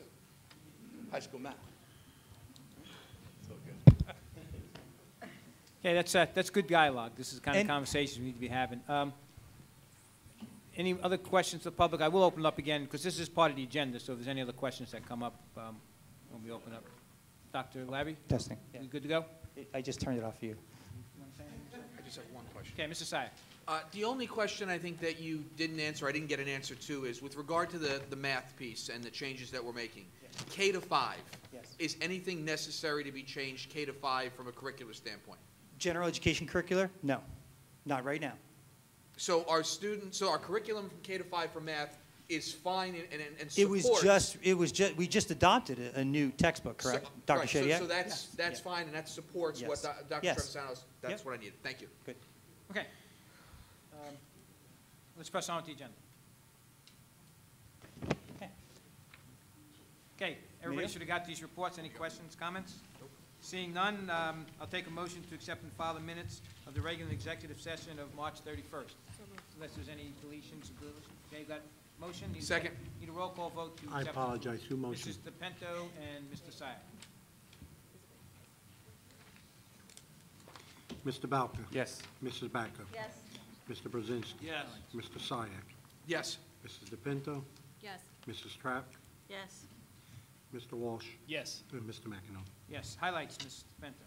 6 fifth-grade students from the Sansel Upper Elementary School Chorus have been selected to attend the CJMEA Treble Honors Chorus on May 30th. The students who will attend this special event are Mackenzie Tompkins, Haley Redden, Archie Desai, Aiden Wilson, Esther Accuzzi, and Marina DePrizio. We are so proud of these student vocalists. Congratulations to Mrs. Jennifer Mayhew. Mrs. Mayhew is the SUES tag teacher who was selected as the 2015 National Liberty Museum's teacher as Hero Award recipient. Mrs. Mayhew is being honored for providing incredible enrichment activities to her students. She is a true asset to our school. We are pleased to announce that Independent Study Advanced Art student Elijah Wisnowska has been awarded an honorable mention for her submission to this year's 6th Congressional District High School Art Competition. Elijah created a painting on paper titled Lucid Dream. The winning work is displayed at the office of Congressman Frank Pallone until the spring award ceremony on April 27th. Congratulations for winning this prestigious award. Senior Andrew Danchesko has been selected to represent Sayreville War Memorial High School as the outstanding senior for the Middlesex County Principals and Supervisors Association Recognition Dinner on April 28, 2015 at NJPSA headquarters in Monroe. We are all very proud of Andrew. That concludes the highlights. Thank you. Dr. Labby, very briefly, take us through your report. Got it. Okay, if I can direct your attention to Vision 2030, Finance and Infrastructure, numbers 10 and 11.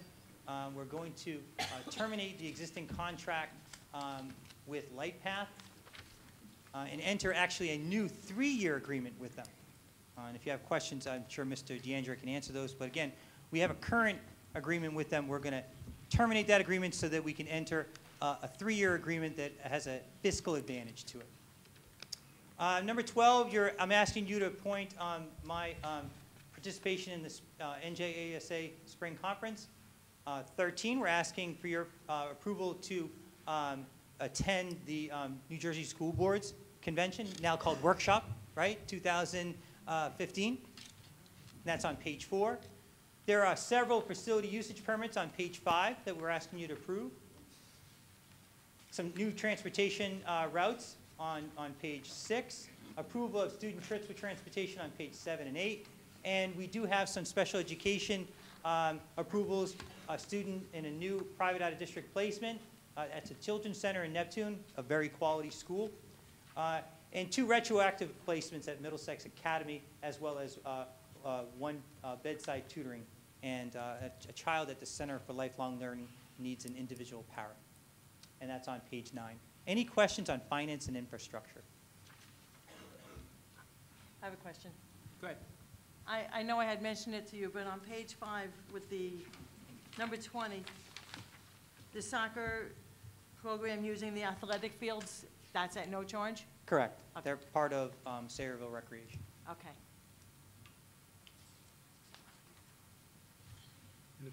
Go ahead. And for the board, anytime you'll see if there is a charge, we're actually going to indicate per the fee schedule established. So that'll clearly tell you each time if there is a charge or not. Good. Okay.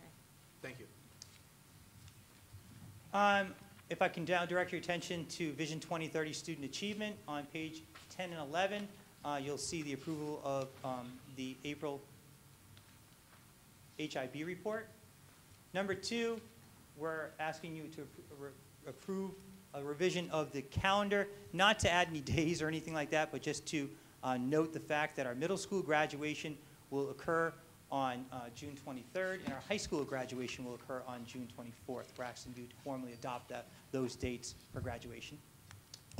We're asking you to approve some of those summer programs that we talked about earlier. Camp Excel, I spoke about. Summer Enrichment is an incredible program that will run actually from 8 to 4 p.m. at the Samsel Upper Elementary School, Monday through Friday. In fact, on Fridays, they take trips.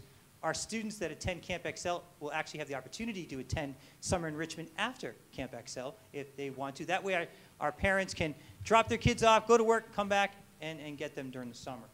And we're also going to have Credit Completion Summer School at the Samsel Upper Elementary School as well for any of our students that might need credit completion in the middle school for language arts, math, and so forth. Numbers 7 through 13, we're asking you to approve several student co-curricular trips. That's on page 12. And number 14, we're asking you to approve the chaperones for the senior trip to Walt Disney. And that's in May. Any questions on Vision 2030 student achievement? No? Governance, we have several policies that we want you to approve for a first reading. But before that, we've talked about this during several meetings. We're asking the Board of Education to approve the new start times for the 2015-16 school year, and this correlates with our budget. As you know, we want to move toward a 3-tiered bus route system that would require a change in the starting times. They're listed here for you. Number 2, the first reading for principal evaluation. Dr. and that's- Labby, yes. since we're talking about the school hour times, can you just briefly mention your conversations you had with the before and after care and how that's going to be accommodated? Yes, we talked with the administration team from the before and after school program, and they're going to provide an opportunity for our parents on an hourly basis in the morning to attend their program.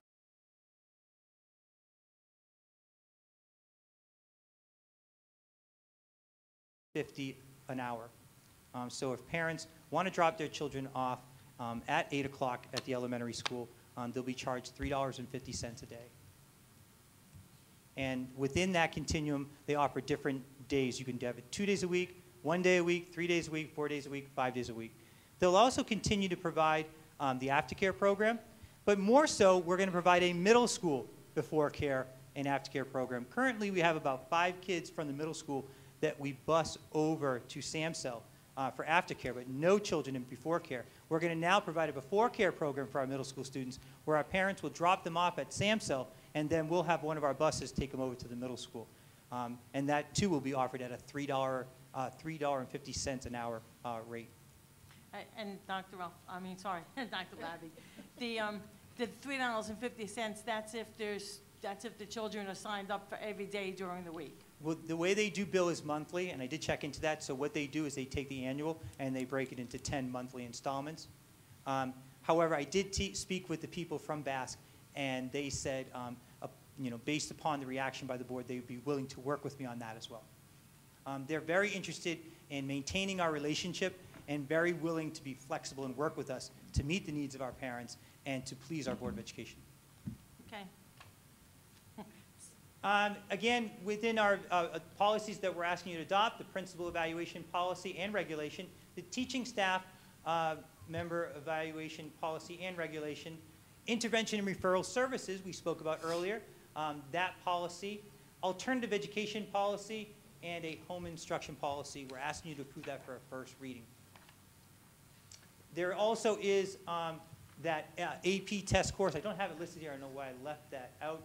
But that, too, is another one of the policies that we're asking you to approve that's on there, correct? No, the AP policy and all the other ones we discussed on those Friday are are the coming next one. for the May 5th Those are the next meeting, meeting. you're right. Thank you, Mr. Sack. For the board's information, you're going to get an email tomorrow with about another 13 policies that are up for revision. And then we've got another 16 after that, and then we're done. We're in policy purgatory. Yes. Thank you. So for your reading pleasure. Yes, so thank you, Mr. Sack, for helping me out with that. We have so many that we're doing. Yeah. But that AP test policy will be read for a first time on May 5th.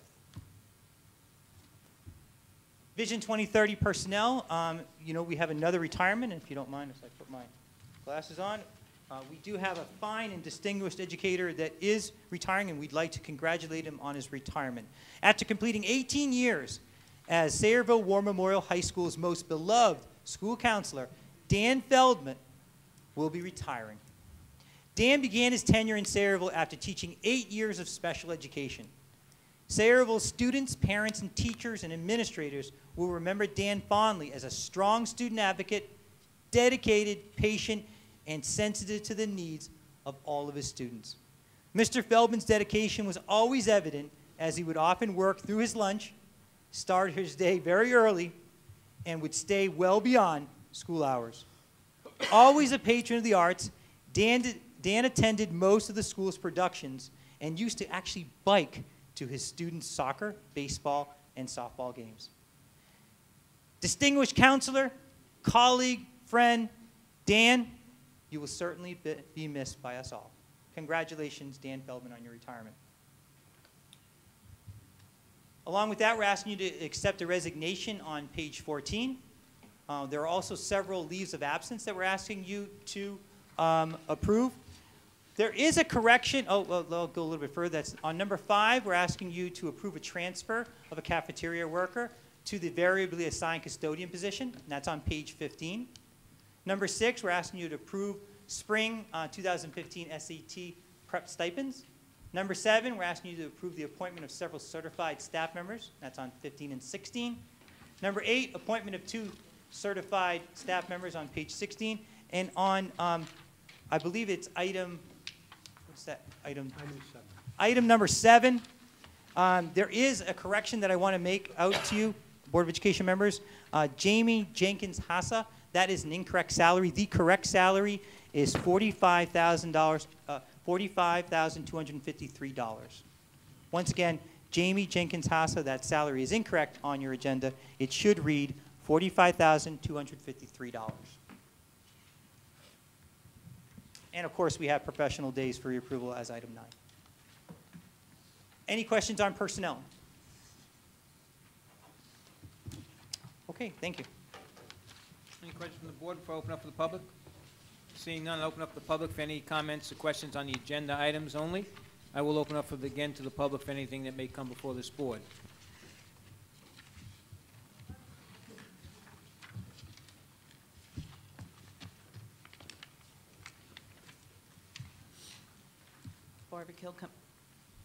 Barbara Kilcummins, 22 Schmidt Street.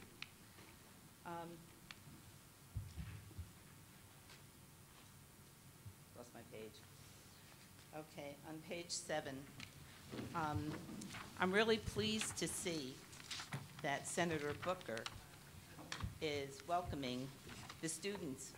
And I had to ask Louis, what is the name of the class? It's Principles of Civics and American Government.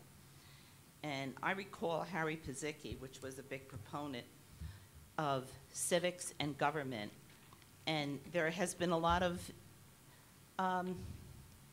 talk about making it mandatory in schools and part of the curriculum. And I think it's very important to teach them, especially about the government. And I want to congratulate the Sayreville High School for being recognized and going to Washington. I think this is a plus. After all, I mean, we've had a black eye and all that's been negative for us in the beginning of the year. And I think this is a positive thing to be recognized there. Now, my other question was on personnel. Transfers. This is very unique for a cafeteria worker to transfer to a custodian. Was this job posted? Yes. Were there applicants? Yes. And a starting salary of, what is it, $28,000? Is that the normal starting salary for a custodian? Step 1. It's step 1. I see. Apparently this person, there was a lot of controversy because this person wasn't a New Jersey resident and has not been, and apparently is in the process now of just purchasing a home, but has been an employee, and I think was violating the law from even New Jersey. So this sounds just a little odd that this person would be receiving this position from the other applicants. I can't comment, Mrs. Kilcummins. This is a personnel matter. That's an employee of the school district. I can't comment on personnel matter. But I think you should have looked into about being a resident, especially of New Jersey, not even of Sayreville. Thank you. Anybody else from public?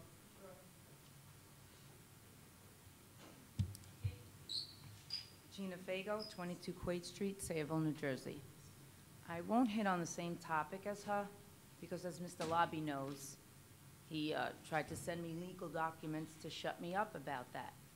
When I worked for the Board of Ed here, we were always told we had to leave a job and go on the sub list Where is this list that everybody supposedly goes on? Because people get jobs that leave on a Friday and they start up on Monday. I worked 6 years, never had a problem in the UES. Ms. Eichner knows I had an argument with this woman's sister-in-law.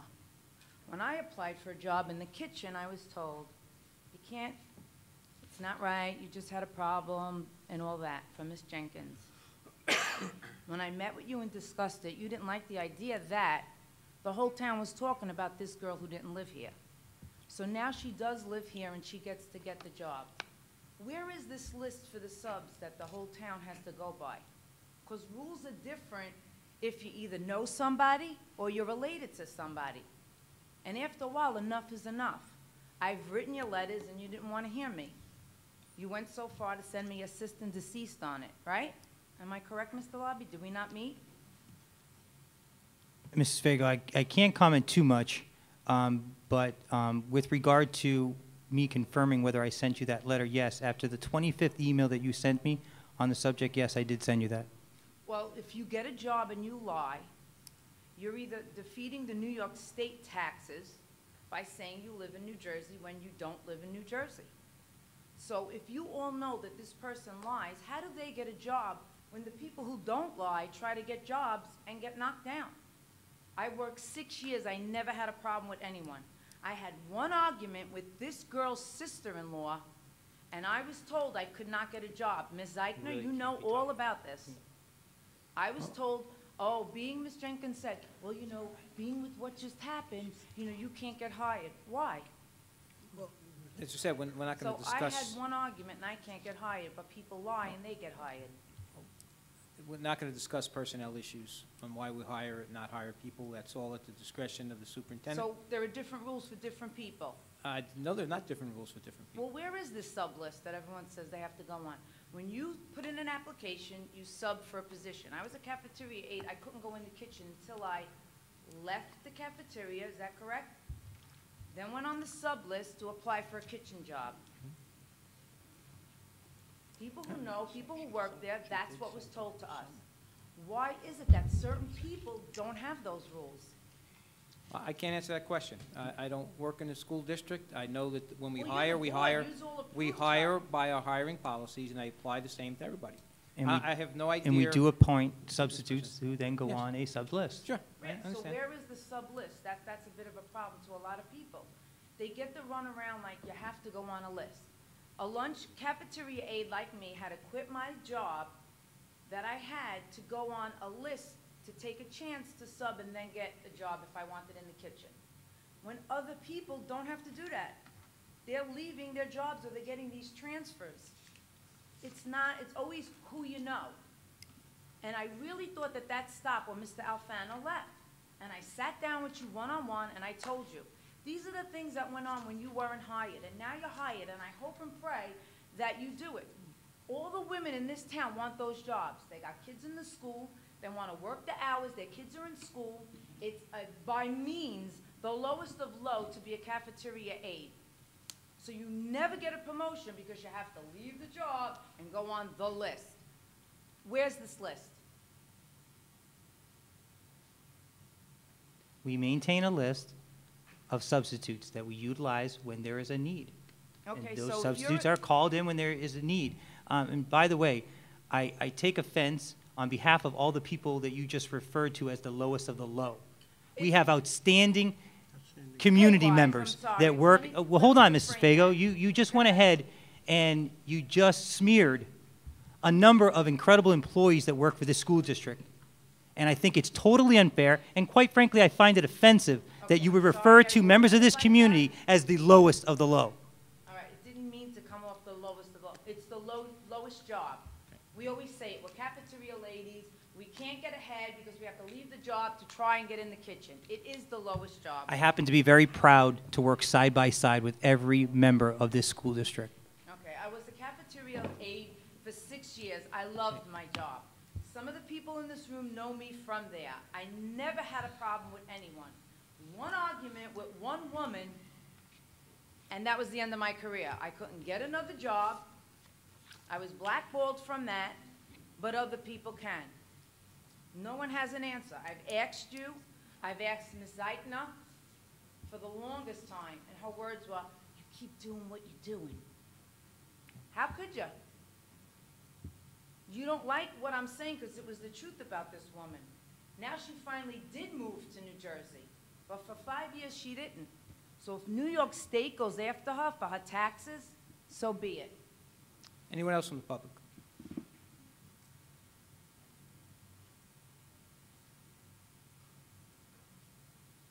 Hi, my name is Stephanie Highland, 23 Burns Lane West in Sayreville. Dr. Labby, I have a question for you regarding the closing of the LLD classes next year. Yes. How will the structures of the classes go? Where will those children go next year? There are our child study team members, as they do annually, will be meeting with parents during individualized education program meetings. And they'll be placing students within our continuum that most appropriately address their needs. I would probably fathom that most of our students within that language and learning disabilities program will go into our pull-out resource center. Okay. But then for the rest of the day, for example, this year we have, my son is in first grade. There's one designated ICR class. He's in that class. Will they go into that class? Yeah, well, it all depends on what you decide as an IEP team. But for instance, I'll give you a hypothetical. Let's say we have a first grader that's going into second grade next year. More than likely, the child probably will have pull-out resource center for language, arts, and math, but then they'll go into social studies and science and other types of language, arts, and math type of minutes within that program with the support of a special education teacher and a general education teacher. So they'll go back into a supported environment, but they'll be educated with typically developing peers. Okay. The Which kids is that they great. socialize on the weekends with, the kids that they... Right. A school like Truman, I know Truman is busting at the seams. Our first grade is huge this year. Yes. So moving on to second grade, and I know for a fact that his class, I believe they're over the limit on children with IEPs. So how do I know my child will receive the services that he's entitled to with all these changes? Because according to the law, you can only have 8 children with in-class resource center at a time in one of those classes. Okay. You can't have more than that at that grade level. And if there are? Into secondary level, well, if there are, it could be on a subject-oriented basis, but we do our absolute best, obviously to comply with the New Jersey Administrative Code, and that basically states that you can't have more than 8 students within their IEP for that subject area. Right. So basically what you said before about the LLD classes, the teacher teaches to the middle of the class.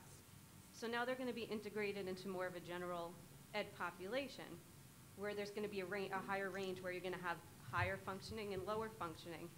How is the teacher teaching to that? But for those core academic subjects, they'll probably be in a pull-out resource center where you can have 6 to 9 students in those classes. Again, the teacher will be able to hone in more on that zone of proximal learning. Fewer kids. Whereas in an LLD class, by the way, you could have up to 16 kids with very, very low ability levels. Right. Now a teacher has to address the needs of 16 kids. Now those children, rather than being in a class of 16, they'll be in a class of 6 to 9. And I say 6 to 9 because after 6, you have to provide a paraprofessional in those classes to lower the student to adult ratio. But you said it was going to be that they will be with their regular class for 60% of the day. Well, for language arts and math, they'll be pulled out. Right. But then for the rest of their day, they'll be with their typically developing peers. And there will be enough support for everyone. Correct. Thank you. Yes, sir. Hi, my name is Guido Morsella, 38 Marcia Street. Just to tie in with that, I'm a parent of a child that has an IEP. And subsequently, from reading on Facebook, I wasn't involved in coming to board meetings, what have you. In reading on Facebook from the Sayreville Parents page that something was going on with special education is where it prompted a call to my child's study social worker this week to find out what was happening with my child, because we had an IEP meeting at the beginning of the year. that then would carry us over, I guess, till next year, where I learned that, you know, there was going to be a change with this LLD class environment. Now, my question is this. Will the child study teams be looking back to the history of the child to see previously how they did in this type of environment? Because my son, when he was at SUES, started out in that type of environment with the higher learning peers and did not do well at all. And when we brought that to the social worker, well, you know, they grow, they change, so maybe it's not the case. Well, when are we going to find out if that's the case? Next year, until he's already struggling next year in middle school. You know, I asked him, I said, how are you doing? How many kids are in your class? I believe he told me there was like 10 in his class now. And in speaking with his music teacher, where there are 50 students in that class, he shuts down because there are too many students. He does not do well in that type of an environment. So my question, I guess, is, are we going to reevaluate all of the students to see what their needs are before we go ahead and make that change? Yeah, basically every student is taken on a case-by-case basis, and I do apologize for the fact that someone waited until you had to call them to inform you of this change. Yeah, we were on a list. And that's something that I will address, because this is something that should have been brought to your attention much earlier. I will say this, our teams have been in the process of communicating this change within their IEP meetings with parents. I have yet to receive one phone call from a parent with regard to it. However, I do understand your concerns. As I said before, I know this just happened 2 days ago. Well, you know, you asked a question.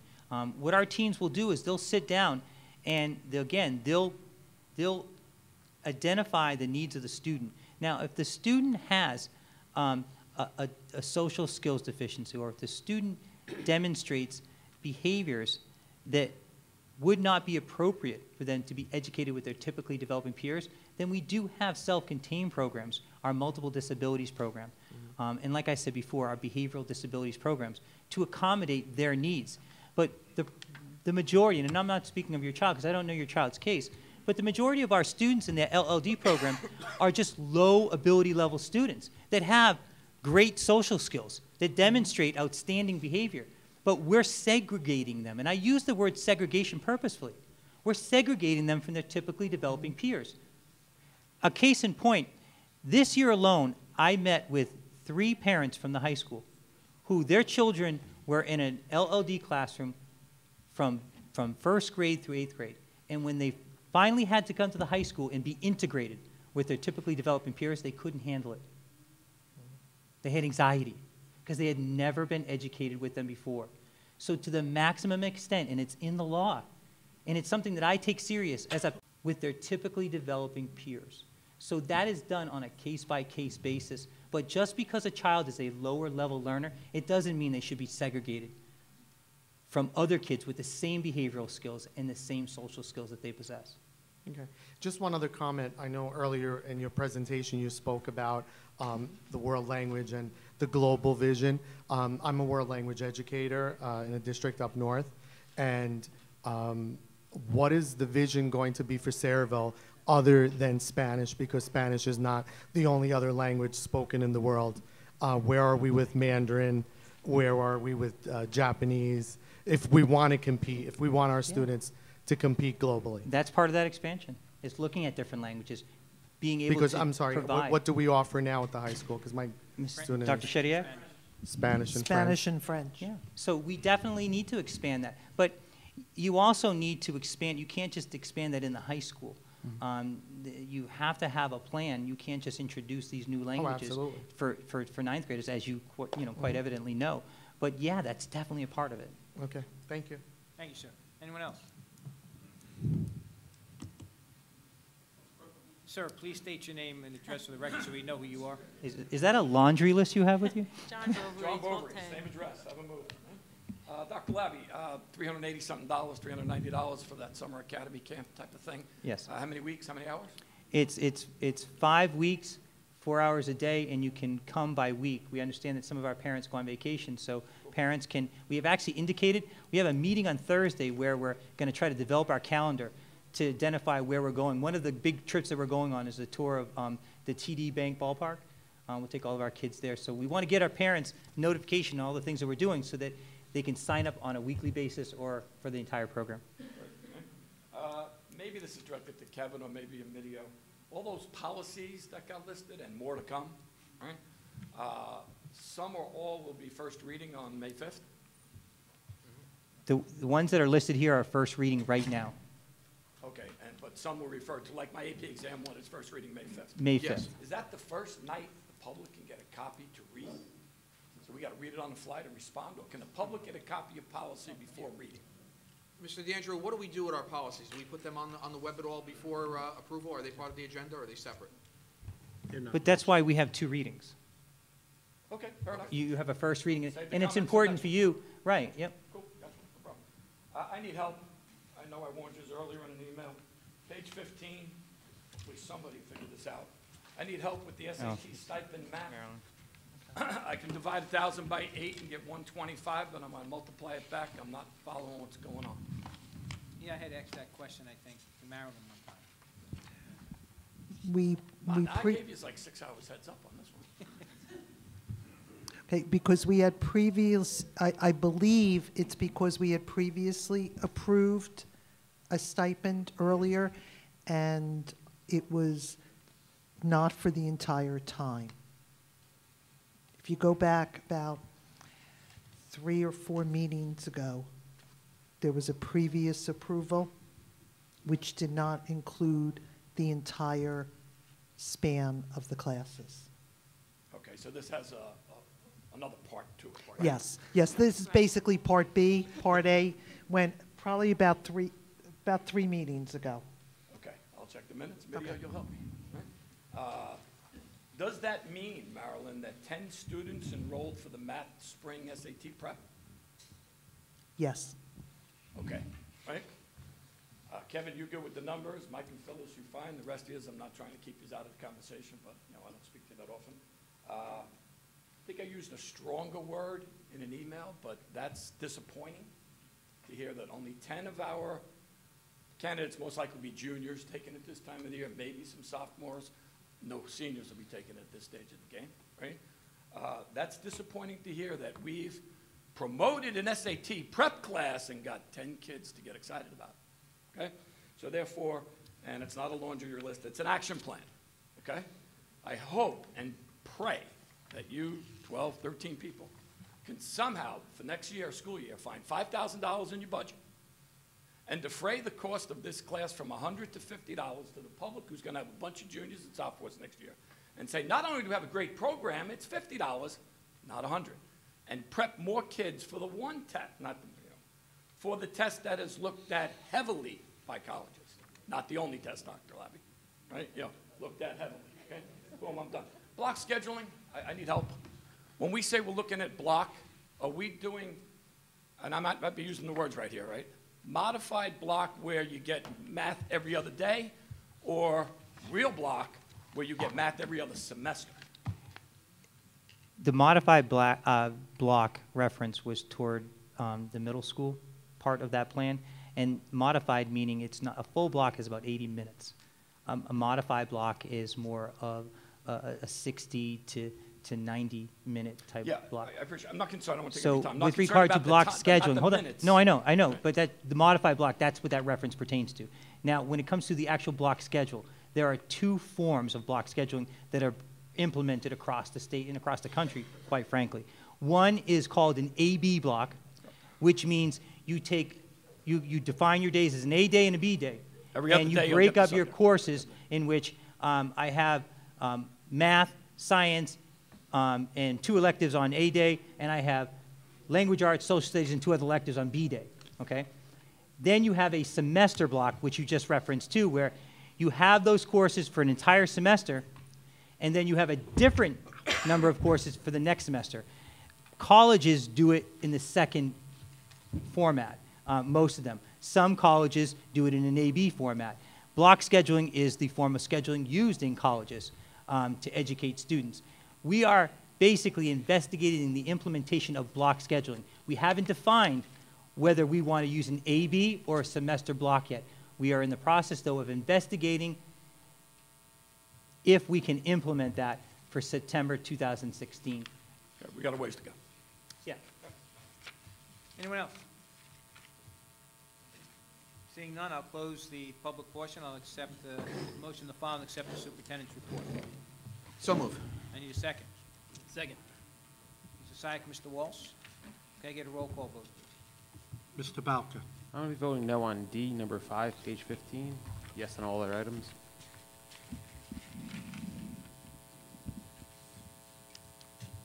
Page 15.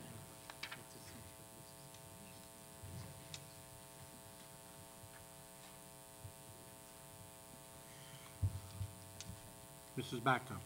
I'm also going to vote no on number 5, page 15. Yes to all others. Mr. Brzezinski. Yes. Mr. Syak. I'm going to vote yes, but Mr. McEnroe and I have a comment after this is done. You can make comment now. No, I'd like to finish the vote, please. Okay. Mrs. DePinto. Yes. Mrs. Trapp. Yes. Mr. Walsh. Yes. Mr. McEnroe. Yes. Mr. Syak? Here's my struggle. We had two people from the audience come up and make comments about a particular personnel item.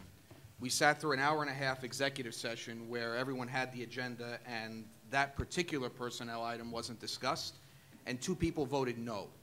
So I'm now sitting here trying to figure out what they know that I don't know, if they know anything that I don't know. And that's just disturbing. Well, we can't discuss that now, can we? And that's the problem. So I don't know if I voted correctly or not. Well, then that would be on you.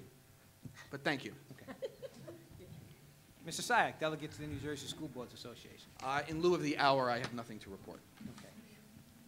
Okay. Any committees want to say anything? Personnel met today, John. Hey, John, how you doing? All right, how we doing? We did meet today. We had a short meeting. We talked about a few new job descriptions, including the Director of Athletics and Student Services and the Supervisor of Professional Development.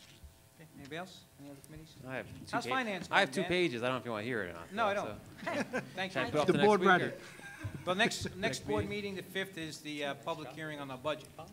So, You might fly through real quick? Yeah, sure, I'll go sure, through it. On the infrastructure side, we had a building cleanliness report that during the spring recess cleaning was dedicated to disinfecting all the buildings, replacing air filters, and overall cleaning, catching up. Capital project side, Truman School roof replacement was closed out. Arliff Heating is having some issues, believed it caused by an undersized pump. The contractor and Dennis are working on resolving the issues. District security upgrades are operational in all schools with some issues with access cards and devices. They're in the process of being resolved. Wilson School had a broken pipe that caused damage to some classrooms, but they've been repaired. The Fieldhouse storage door has been damaged and is in the process of being replaced. No one can confirm how the damage had happened.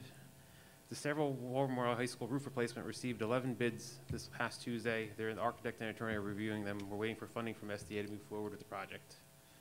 On the finance side, they spoke about summer hours, and a proposal was given to the committee.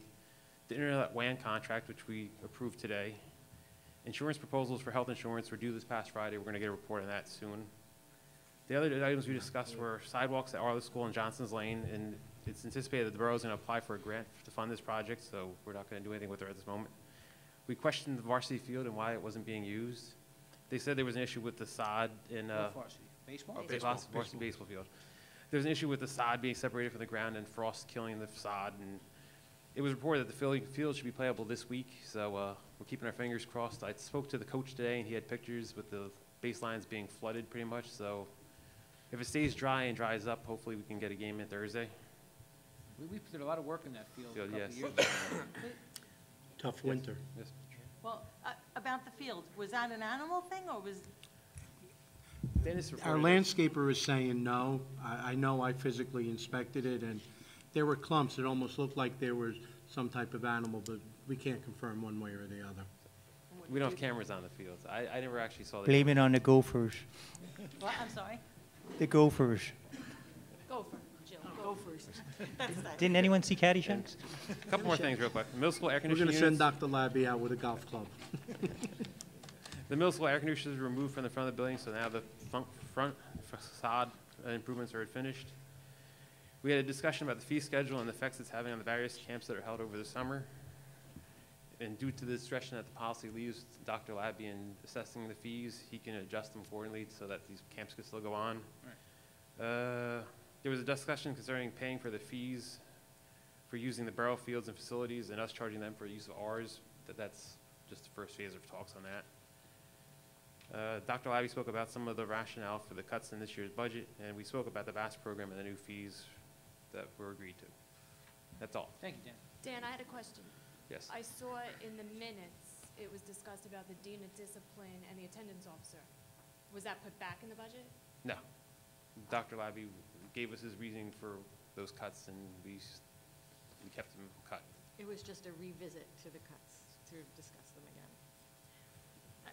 I have, were you done with that? But I have a concern with that, I think it's 92% of our high school students are absent daily, and No, that. It's really late now. I'm just making sure you were paying attention. And with all of the discipline problems that we've been having, I'm having a problem with eliminating the discipline and the attendance officer. We're not eliminating the position. Well, We can still do it.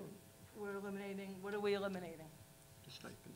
The stipend. The The stipend, stipend? the stipend Uh-huh. for the So- free period that they give up to do this. Two free periods. Two periods.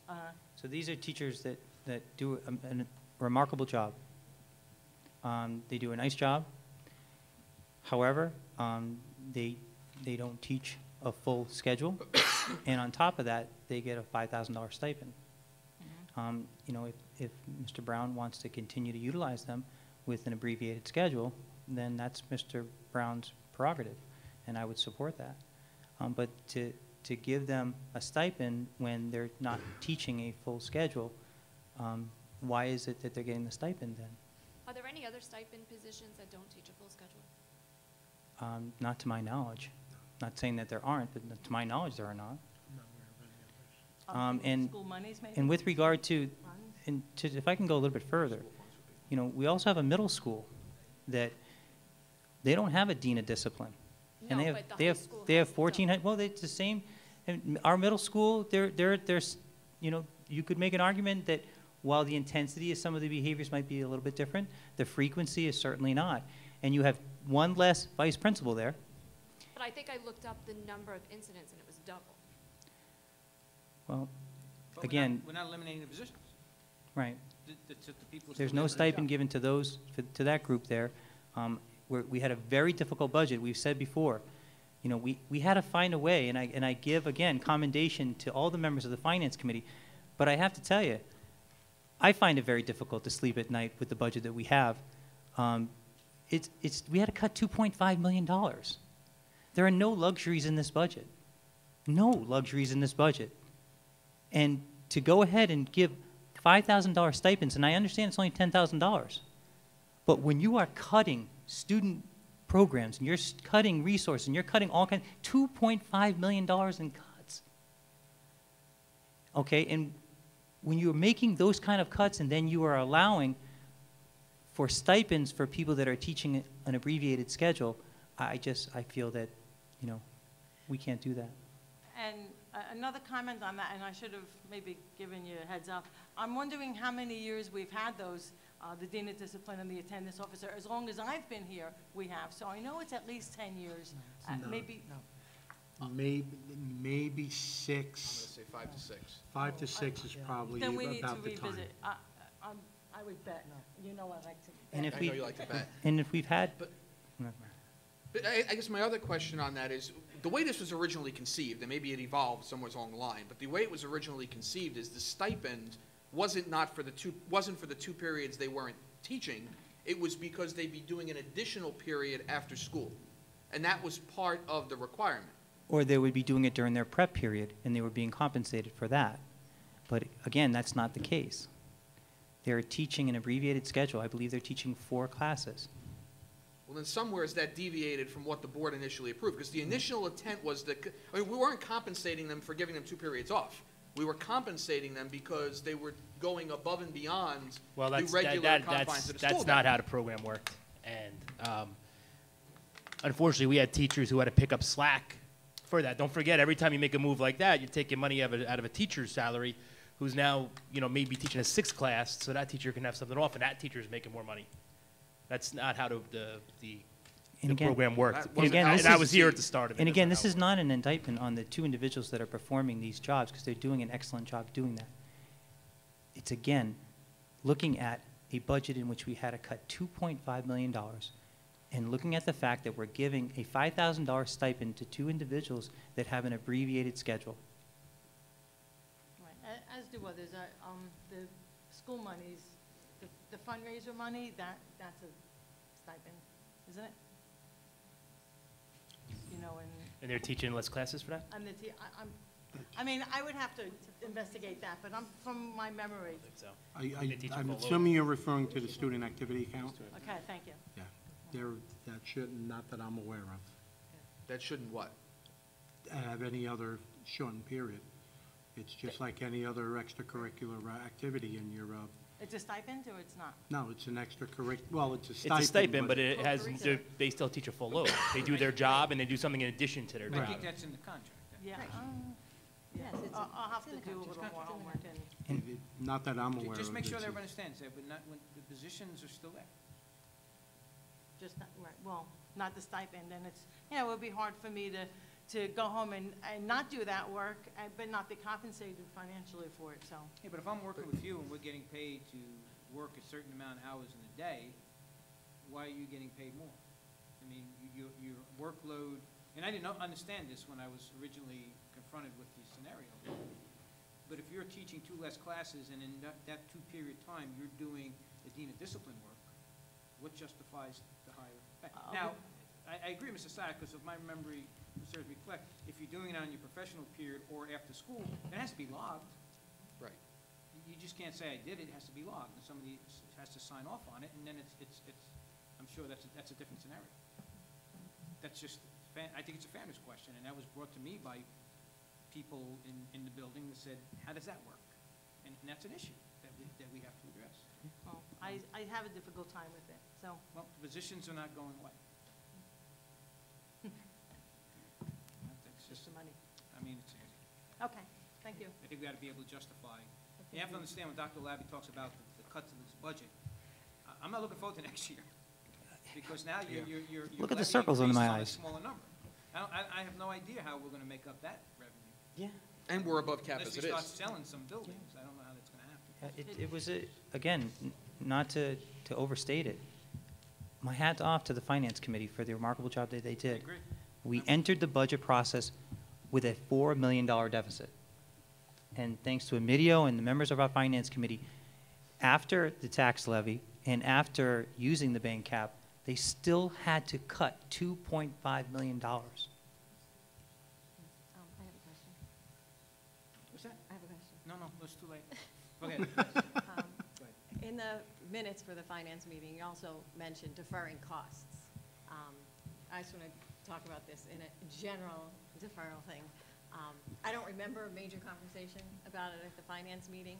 I don't understand how we can defer costs legally from one board budget to another board budget, but just to talk about deferred costs, like you said, next year's budget is going to be a worse process than this year's budget. We're not going to have $400,000 bank cap that we could use. That's a one-shot deal. I want to know what the process is. Is there a plan here that you're entering into deferring certain costs, and we're going to pay for 2 years' worth of costs next year? Like, what's the plan? What are you talking about? Mrs. Bacco. I saw the same statement, and it wasn't clear to me either. It wasn't clear. In the Mrs. minutes, Bacco is referencing. In the minutes, it talked Yes. about deferring Mrs. costs Bacco from is this year's budget to referencing next year's. is referencing the fact that within the current budget, we have cut the SRO, one SRO officer, in which we were asking the borough to allow us to share the SRO officer at this school and at the middle school. I had several conversations with the chief of police, who I have the utmost respect for, and he felt that that was not a good decision. So within that discussion that I had with him, we went ahead and brought the business administrator from the borough in, and we talked about the possibility of the fact that we are in such a budget crisis this year. If we felt it was such an important position, and it's in a position, by the way, in which the borough budgets completely for. So they don't budget for our 50%. Okay, they budget completely for these positions. So we asked, since you budget completely for these positions, would you forgive us for this year because of our budget situation, meaning not charge us for that SRO? Although we appreciated the fact that they listened to that, and I think it was expressed that they would discuss it at the council level, they felt it was more optimistic that the council might, instead of forgiving us for that cost, defer that cost to another year. And that's what that discussion was about. And I believe, Phyllis, you said they actually passed a resolution. No, I on- didn't. Your minutes, I didn't say that. Then I misunderstood that. So that was the nature of that discussion. No, and How I far- guess it my would- question is, how do we defer costs? Are you asking us to incur costs this year, incur costs next year, and pay for both next year? It was just a discussion that we had in order to somehow figure out how we could potentially have that additional SRO officer and not incur the cost for it this year. And again, there were two possible strategies. Since they budget completely for it at their end, not charging us this year or potentially deferring it. No decision, as far as I know, was made. I don't even know if that was even expressed to the council. No, but even if you just take the specifics out of this, I want to talk about deferring costs in general. Is this some sort of process that we're going to I mean, entertain? it possibly could. I mean, one of the things that you've heard me talk about time and time again, we presented our Finance and Infrastructure Strategic Action Plan. And within that strategic action plan, we talked about making cuts that don't directly impact kids. And one of the examples of that was the three-tier busing system, where we can save ourselves nearly $200,000 by going to this new bus route system. The other approach that we said that we were going to take is an aggressive approach toward generating revenue. We are taking that approach. I'm very happy to say that our preschool program, which we aggressively marketed, we have over 90 children so far registered for our tuition-based preschool program, which potentially could generate up to $200,000 in revenue for us if everything works out at the highest level. So again, we're taking an aggressive approach. We're also going to take a different approach toward extraordinary aid. We're hoping that we might be able to obtain more revenue for reimbursement on the extraordinary services that we provide our students with disabilities. That might provide us with additional revenue. So again, we're taking that approach where hopefully with the generation of revenue, we can go ahead and put ourselves in a better budget situation than we've been in the past, where we've generated very little miscellaneous or outside revenue. It's unfortunate that in this day and age, school districts have to become their own revenue generating businesses, but that's what we've become. Because we're faced with this 2% tax levy cap, we've got to figure out how to defeat inflation with just a 2% tax levy increase. And how we do that is by generating revenue. So we're hopeful that through the generation of new revenue, we can go into a very different budget year. And again, the word was hopeful. And that was the thinking behind the possibility of it deferring those costs. I think what Mrs. Batko is asking is from a mechanics perspective, generally accepted accounting principles, if we're required to pay that back, how do we handle that? I mean, I think our auditor would have an issue with us not recognizing a debt that's payable. And again, Am I right? Is that your? Well, that's the conversation, one half of my problem, yes. the conversation occurred at a meeting. My understanding, Phyllis, is that it was brought up at the council meeting on Monday. That's why you brought it to the committee. I'm not. So how that were was you? in your minutes. That But how were you it was in aware your of the minutes. deferral at the meeting on Tuesday? I don't know how you know that. Because it was brought to the meeting that the discussion occurred about a deferral at the council I read it in meeting. your minutes. I didn't. Were you at the meeting? No, which meeting? Then I Which misunderstood, meeting? because You it weren't came at the up in our meeting? conversation. I was at the did it finance meeting. not? I wasn't at the Or council am I meeting. missing something? that I thought either yourself or Dan said that at the council meeting, a discussion occurred about the deferral of the board. No, I read it in your minutes. That's what I read. Then I apologize, Oh, because somebody said it. Okay, But well, it doesn't matter. It doesn't matter. It's not my question. then there's no issue.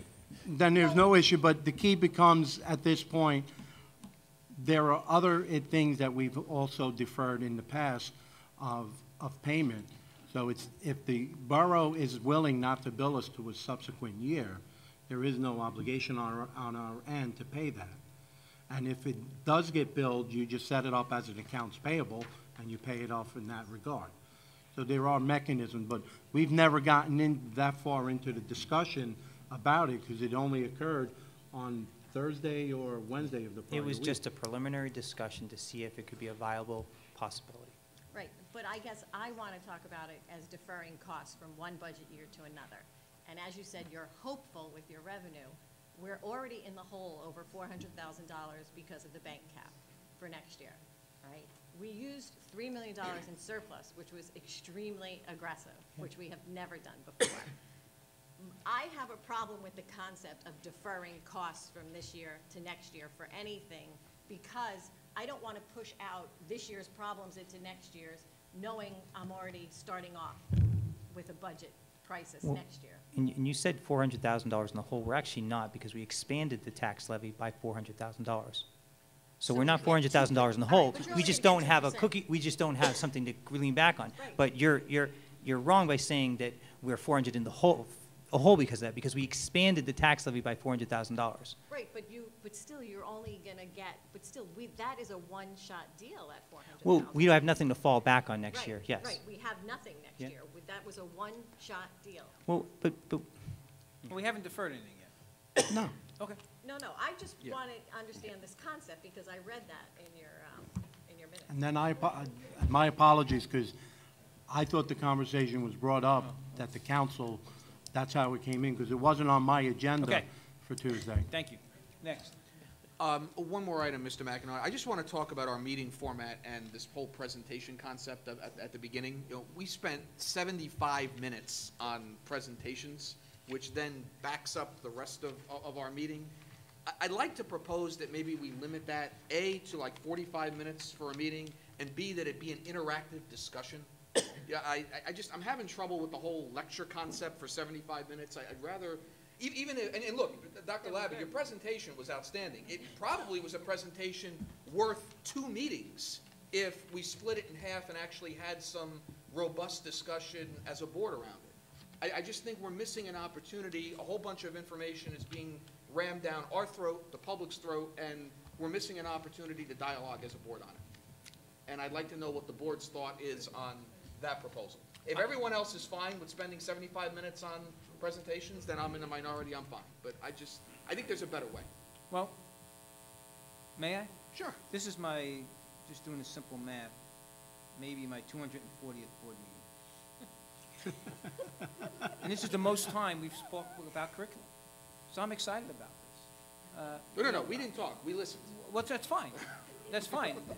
We listened to the action plan. And a lot of these things, and maybe I'm looking from different perspectives, I'm on the curriculum committee, that we knew about and which way we were going and everything. But my point is, I understand, there was a lot of information in there. It's going to be posted on the website. We have the handouts, and we can continue the discussion. This is not just a one-time thing we put on the shelf. This is a living, breathing document. It's going to be changed, and we're going to visit it and all those types of things. So I'm excited to sit here in 75 minutes, listen to curriculum. What have I talked about over the last 240 meetings? Building construction, and we spent more time talking about dirt, if you remember one time. Oh, listen, the topic is fine. What I'm saying is I still have a whole battery of questions to ask. And if I recall, you're telling me don't even ask anything because we got to go home. Well, you could ask them, email them, and I'd be interested in hearing the responses as well, and then we can share them at the next public meeting. But I think we're top-heavy right now because Dr. Labby's getting all this information out, and I don't think this is going to be every meeting, but these were 2 briefings that I thought were what we should be talking about as a district and why I joined the Board of Ed. So, you just Okay, asked then. my opinion. And if the rest of the board feels that way, I don't know if they. I'm fine. I don't know if they do. I like talking about curriculum, right, John?